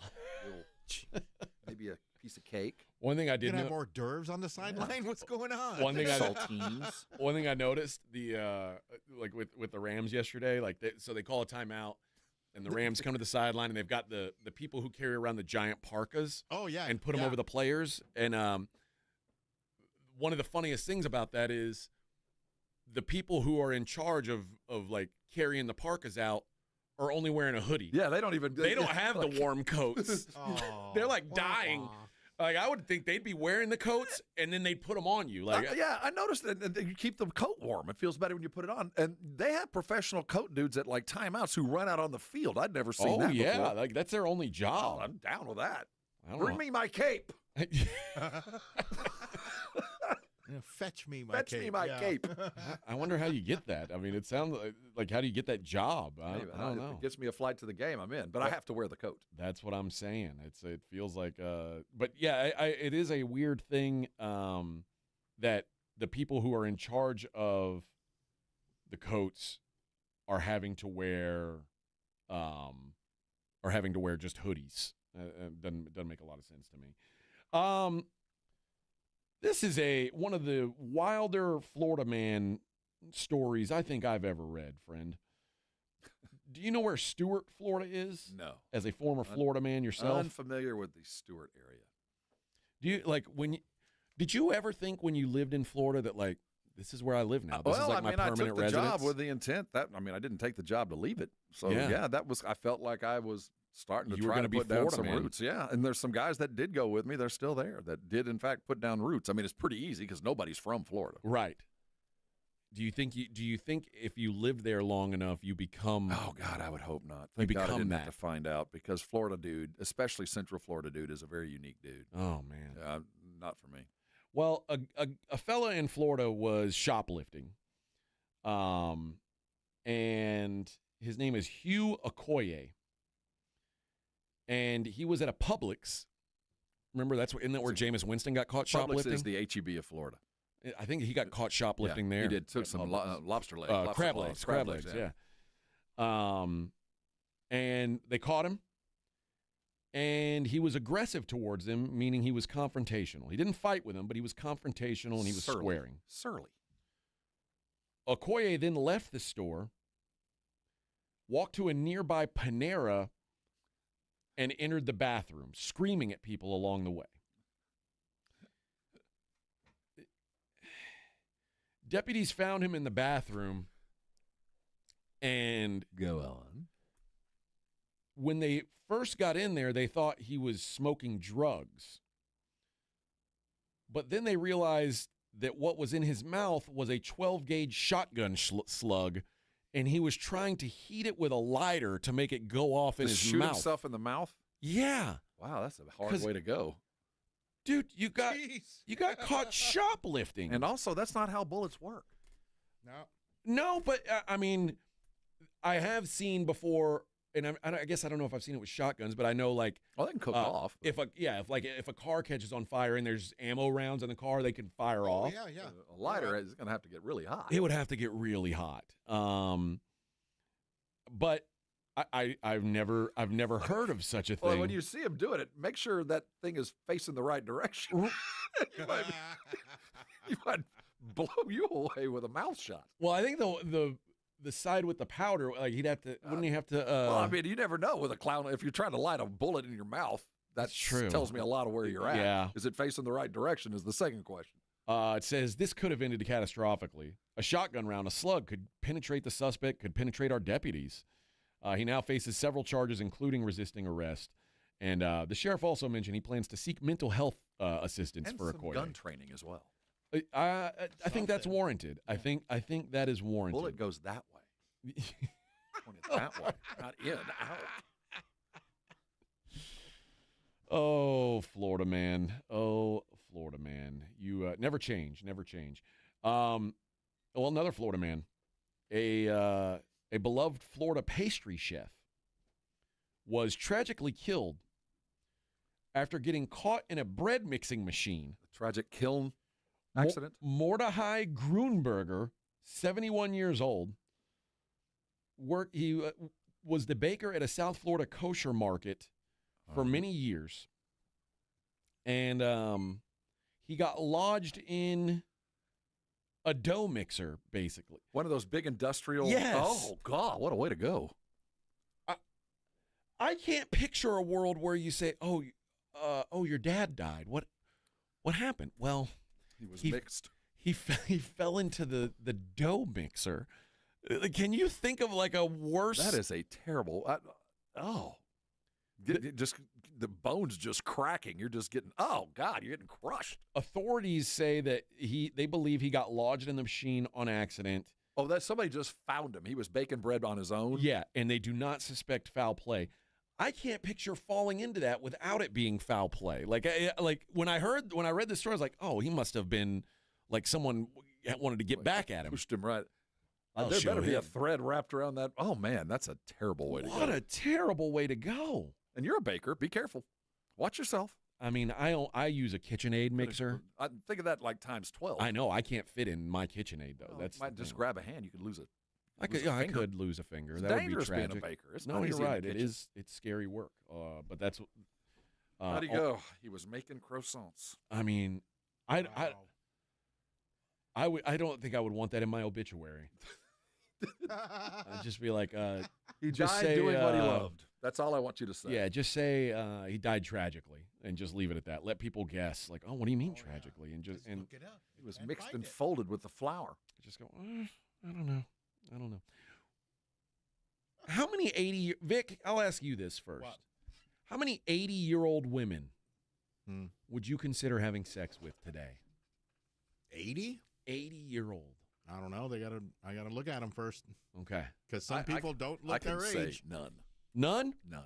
There's probably maybe one out of the bunch, maybe. 80? Happy 80th birthday to Dolly Parton. See? Rob? Still, I'm out. You're out? I'm out. No way. I'm not. I don't want. Well, I just know that Rob. what I see is manufactured. That's it's all right. like I don't want to see what goes on before the preparation. Imagine. She's 80, man. I know, but imagine you're out. Like Cher. What's the bar you go out to with those teacher ladies? I don't know. Burleson. But yeah. Okay, let's say we're there with that place with the long tables, right? And we're all there drinking, having a good There's time. not a scenario you could dream up. I'm just let me put this to you. Dolly Parton walks in. Yes, lovely and it's like, woman. whoa, and she's, honey, I want to sit down and have a beer with y'all. All right. And she sits down and has a couple beers, and you guys start talking, and everybody's drinking and having a good time. And Dolly puts her arm around Kelly and says, "Now, honey, you got yourself a fine man there. And my husband died tragically last year, and I haven't known the touch of a man since." Yeah. Well, you're going to need to go find an 80-year-old man. And she says, "Would you be interested in letting me borrow him?" If your wife said, "Dolly, for you, anything," no, you would say, but if she did say that, she would, because she'd go, "Yeah, if you want the 80-year-old woman, go to town." And you would say no. No, because I know This what is an an 80-year-old outrage. person looks like.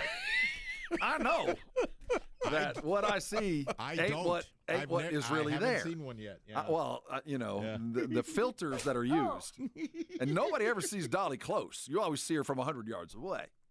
I'm just saying, there's only so much you can do with a spatula and some Bondo. I mean, you can tighten skin so much, but if they keep tightening, your ears touching the back. I mean, there's just no more room. I'm all about it, and maybe 70.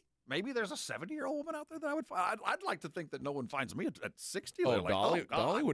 Dolly would be attracted to No, you, man. I believe. I realize my place in the world. Finally, Shannon Doherty's ex-husband, Kurt Iswarenko. That's right. She's dead, isn't she? She died of cancer. She died. But here's the weird thing. She died right around 2 years ago, right? Yeah. Well, in court this last week, her ex-husband filed legal documents to challenge their divorce settlement. Well, she's dead, but her estate still lives. Just feels like 2 years after the fact. And also 9021 got hot again, so there's more money coming in. Doherty filed for divorce. Okay. Filed for divorce in 2023.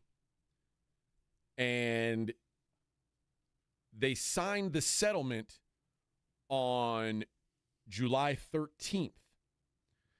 She died on July 14th. Okay. Oh.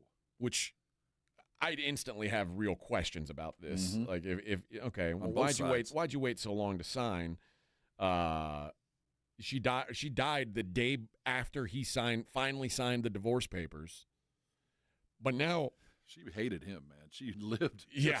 I'm not going to die till we're divorced, man. I'm not dying your wife. So it was finalized the day before her death, and they say because it was brought in the wrong court, because of this, he claimed the court has no jurisdiction to enforce the terms of the agreement. He further argues the divorce case should have been put to an end when Doherty died, and that the settlement shouldn't have even been filed per legal documents. This comes after her attorneys and the trustee of the Doherty Trust claimed a filing on November 24th that Iorenko still owes money as part of the divorce settlement. Okay. Dumbass. Yeah, I'm pretty sure he's not a stable employed dude. That includes a provision for him to sell Doherty's $1.5 million Texas home. She's got a house up in Dripping Springs. Really? However, the filing stated that he has refused to list the Dripping Springs home for sale. He's a photographer. He was also supposed to buy out Doherty's share of a Mooney M20 airplane and pay that sum to her estate within 5 business days of the sale. However, he unilaterally withheld I like this plane. $50,000 from the estate after making the sale in August of 2024 and is yet to pay the sum. I'm really curious how he ended up signing the day before she died. Did he feel like he forced into it? Like if you don't do it, or I don't really he felt know. like he was getting over? I mean, she died literally the next day. Yeah, pretty sad. She claimed in an interview that she cheated on him during a relationship just before going in for brain surgery to remove a brain tumor. Her husband was cheating on her while she had a brain tumor. That's why she stayed alive. I am not dying. Her I'm husband. waiting until we sign these papers to die. Yep. So I think the judge is going to rule in the estate's favor. Yeah. I think that might be You're the a bit of a case. gold digger. She's long dead. I think Carry that on. might be the case. C-Note says same thing. He wouldn't do it with We're Dolly. up there, man. I mean, what's the most beautiful. It's what's Helen Mirren is the one that's always held up as the woman that has really held it together for the longest time. But you get to 80. I mean, that's amongst your own age group. I don't know. 80s. Now, when I'm 80, I'll be all about an 80-year-old woman. 80's all a lot. about it, but I ain't there yet. So what's the oldest you would Right you would now, entertain? it would be 56. 56. That's the age of my wife. Oh, okay. But if your wife left you for a younger man tomorrow, left you for a 30-year-old man, I'd shoot for the stars. I just know I'd be shoot. I'm swinging for the fences. But that doesn't mean I'm going to hit the home run. But every now and again, with dark lighting and a little bit of alcohol, you might get lucky. Who knows? That's right. You might hit the ball right back to the I'll just pitcher. pull up in a new car, and he'll have a glove malfunction and not be able to get the What's ball. that Big Lou's insurance policy? You get an insurance policy when I kick, you know. Big Lou's just like you, except he's on number 2. See, I mean, I'll give you a life insurance policy if that's all it takes. You can try to kill me in your own personal way. All right, let's let us take our last break of the day. We'll come back. We'll wrap it up the way we always do with the Daily Lines. It's the Morning Huddle on 94.1 San Antonio Sports Star. The College Football National Championship game is tonight, and the best place to watch is at the Roo Pub, 281 and Redland Road. Get there early. The Blitz will be broadcasting live from 2 to 6, and come hungry. You know the food is fantastic, and for many, you have the day off, so make a day out of it. Miami taking on Indiana, and you know the best place to watch any big game is the Roo Pub. Just down from the Big Blind, right next to the Angry Elephant at 281 and Redland Road. We'll see you at the Roo. Amy Cox did something smart. She saved hundreds on auto insurance switching to Progressive. And with that money, she decided to treat herself to an anti-aging red light mask. Will she look like a horror movie villain every night? Yes. Will her boyfriend Kevin be scarred for life? That's certainly a risk. But it's Amy's savings, and if she's willing to risk her relationship for smooth, wrinkle-free skin, well, bye-bye, Kevin. Switch and see if you could save with Progressive and treat yourself. Progressive Casualty Insurance Company and affiliates. Must-have trends are here at Macy's stores. So come in this weekend and find so many styles you can wear now and mix and match later in the season. Like refreshing winter whites, go with anything cardigans, and even men's suits from top designer names. And the best part? You can get them all for 20 to 50% off. Yeah, up to half off. So come into the store and walk out with an incredible deal at Macy's today. Savings off select prices. Exclusions apply. Out on the course, they're the PGA Tour's best players. But in the arena, they're prime time. And Season 2 of TGL presented by SoFi is back with lights, cameras, action. We're talking big moments, big personalities, big names in the stands, all on the big screen. Big-time matchups with shot clocks, hammer drops, timeouts, overtime, and playoffs. It's city versus city, squad versus squad. The sport just hits different under the lights. It's TGL presented by SoFi. Keep up. It's golf. Tune into every match. Only on ESPN. Let me ask you a question. Is your roof ready for anything? Well, Stevens Roofing, a locally owned company, has been serving our community for decades. Whether it's a commercial project or residential, or repairing your old roof, or maybe installing a new one, they've got you covered. And now Stevens offers solar. Stevens Solar Solutions can save you money and energy. Stevens Roofing, quality craftsmanship, solar solutions, and local expertise under one roof. Call 210-785-0994 or go to stevensroofing.net. Hey, fans! Welcome back to Fansville's Cheers and Tears. Oh. Okay, so like everybody deals with losing, right? To a rival on a last-second field goal. Whatever, it's fine. I'm totally fine. But I cope with losing with an ice-cold Dr. Pepper. Those 23 flavors are like so delicious. They totally wash away the pain of your college football team taking a big fat L. College football. It's a pepper thing. Meet Lee Platts, a renter whose possessions fill not only her apartment, but also the darkest corners of a mini storage unit. A land of both truth and fiction. Truth, everything inside is protected by Progressive. Fiction, one day Lee will fit into her clothes from senior year of high school. Renters, discover coverage for what you love and what you can't get rid of in Progressive's Protection Zone. Get a quote at Progressive.com. Progressive Casualty Insurance Company, affiliates, and third-party insurers. You served behind the desk. You served in combat. You did 4 years and got out. You were drafted. You gave 20 years. You gave exactly what your country needed. And so did you. When you raised your hand and swore an oath to your country, When you put your name on a dotted line, you became part of only 1% of Americans who did the same. You are a veteran. You are a veteran. You are a veteran. Because no matter when, where, or how you served, you made a sacrifice for your country, and you deserve support. If you're struggling with life after service, don't wait. Reach out. Reach out to a loved one, to a fellow veteran, to VA. Find resources at va.gov/reach. Brought to you by the United States Department of Veterans Affairs and the Ad Council. This is Joe Reinagle. You're listening to the home of the Aggies, 94.1 San Antonio Sports Star.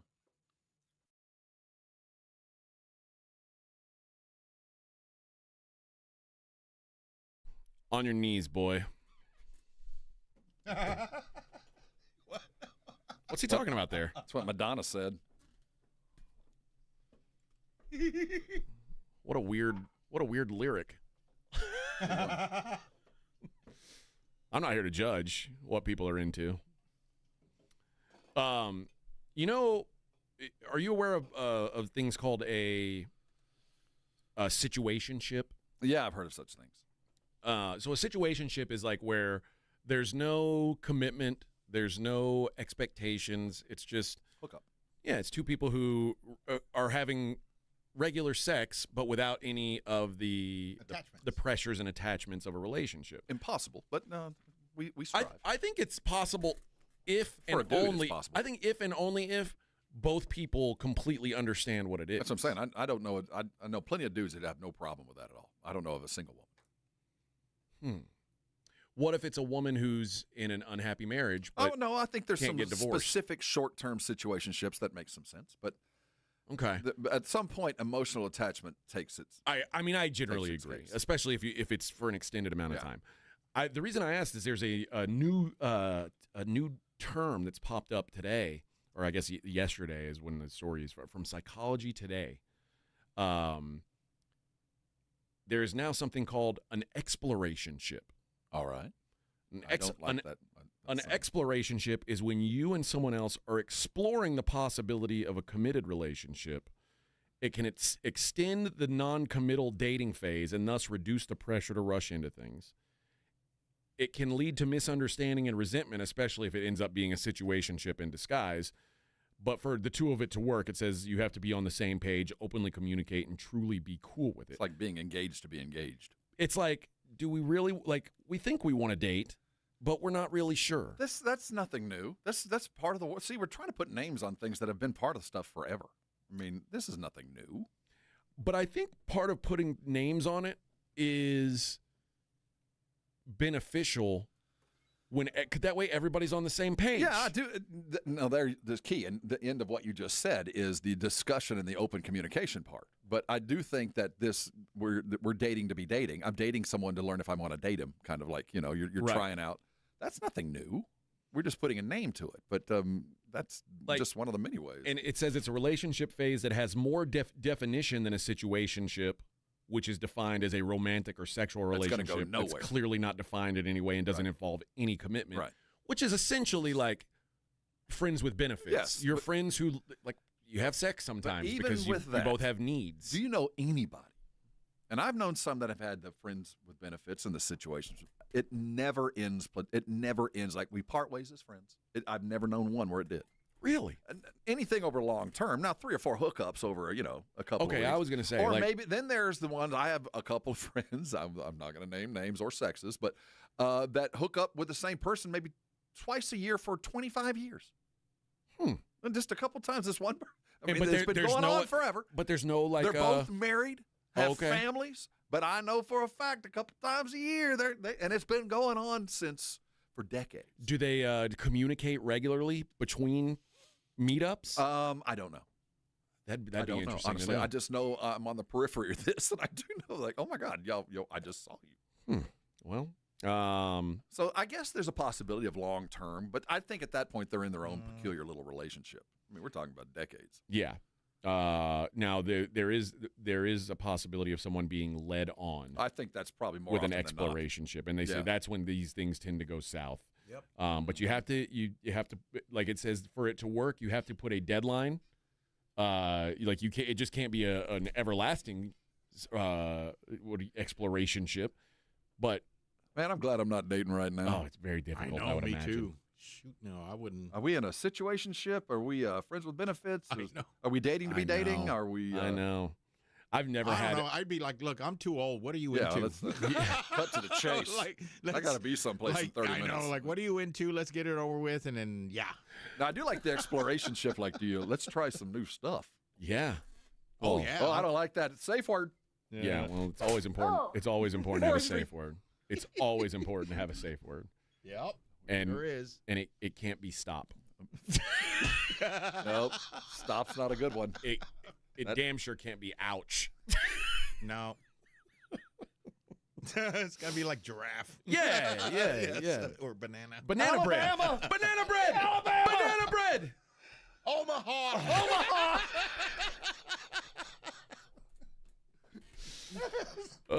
All right.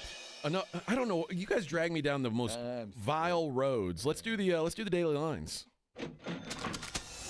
It's the Morning Huddle's look at the daily lines with AJ and Rob on 94.1 San Antonio Sports Star. You covered, yeah! The New England Patriots, the Denver Broncos. One game to decide it all. Oh, and Rob, you were right.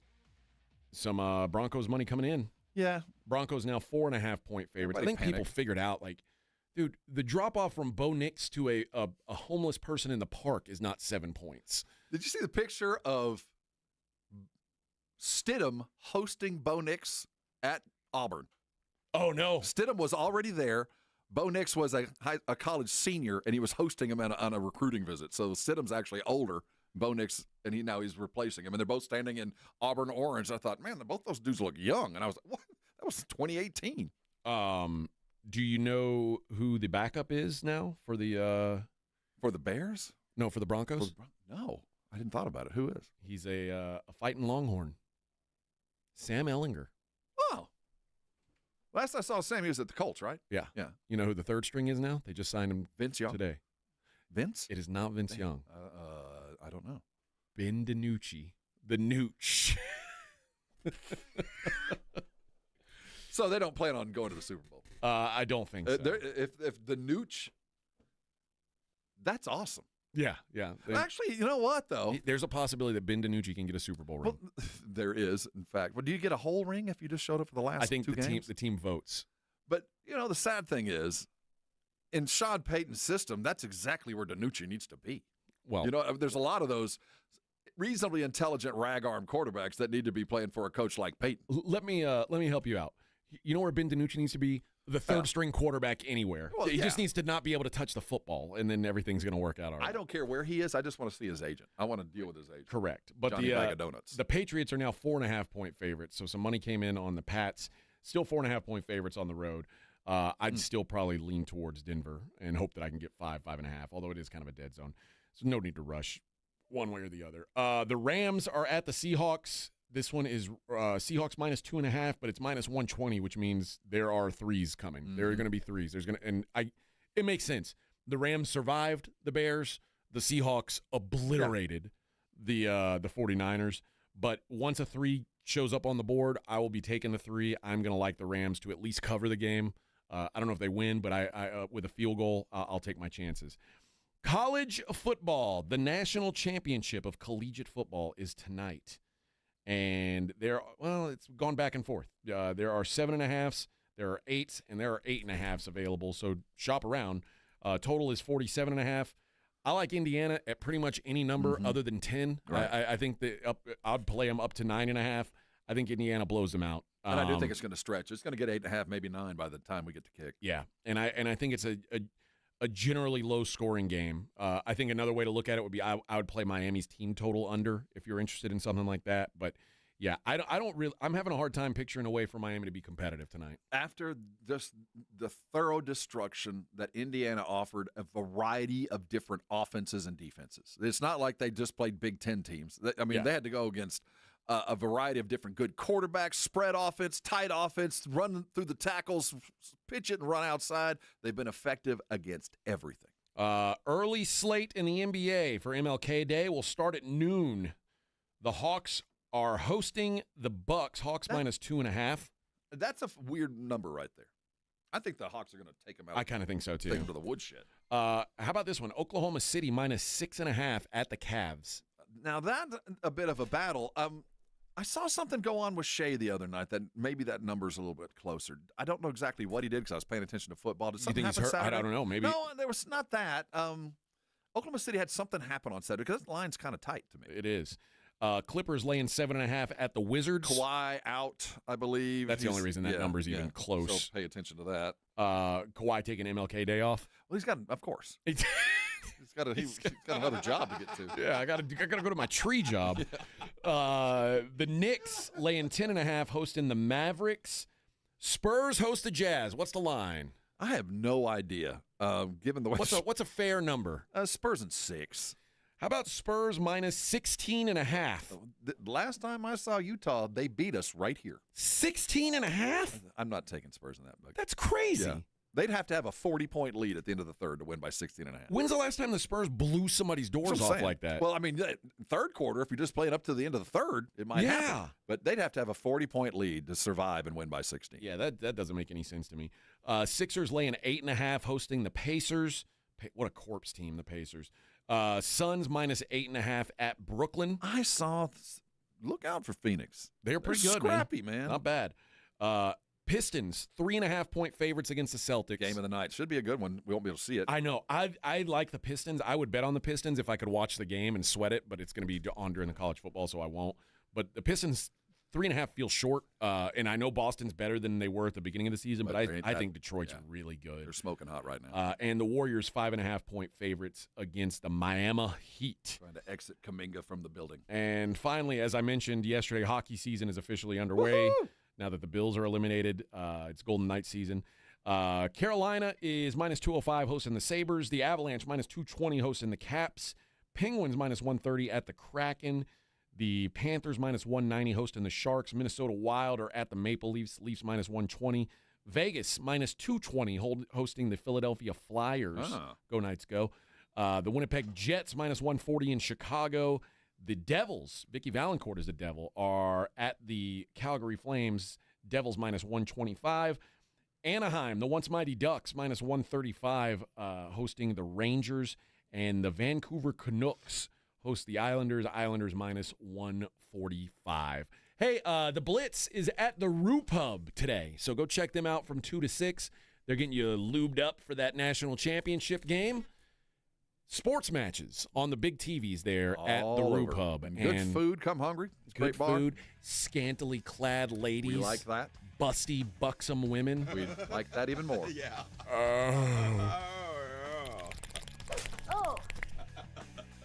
Get out there and say hi to those guys and enjoy the national championship game. Vic, way to not hack and gag all show. I'm real proud of you. The whole thing. Rob, for me, for Rob, for Dolly Parton, we'll see you tomorrow. From the San Antonio Sports Star Studios, sponsored by George Salinas Injury Lawyers. This is KTFM Floresville. At Fisher Investments, we may seem like other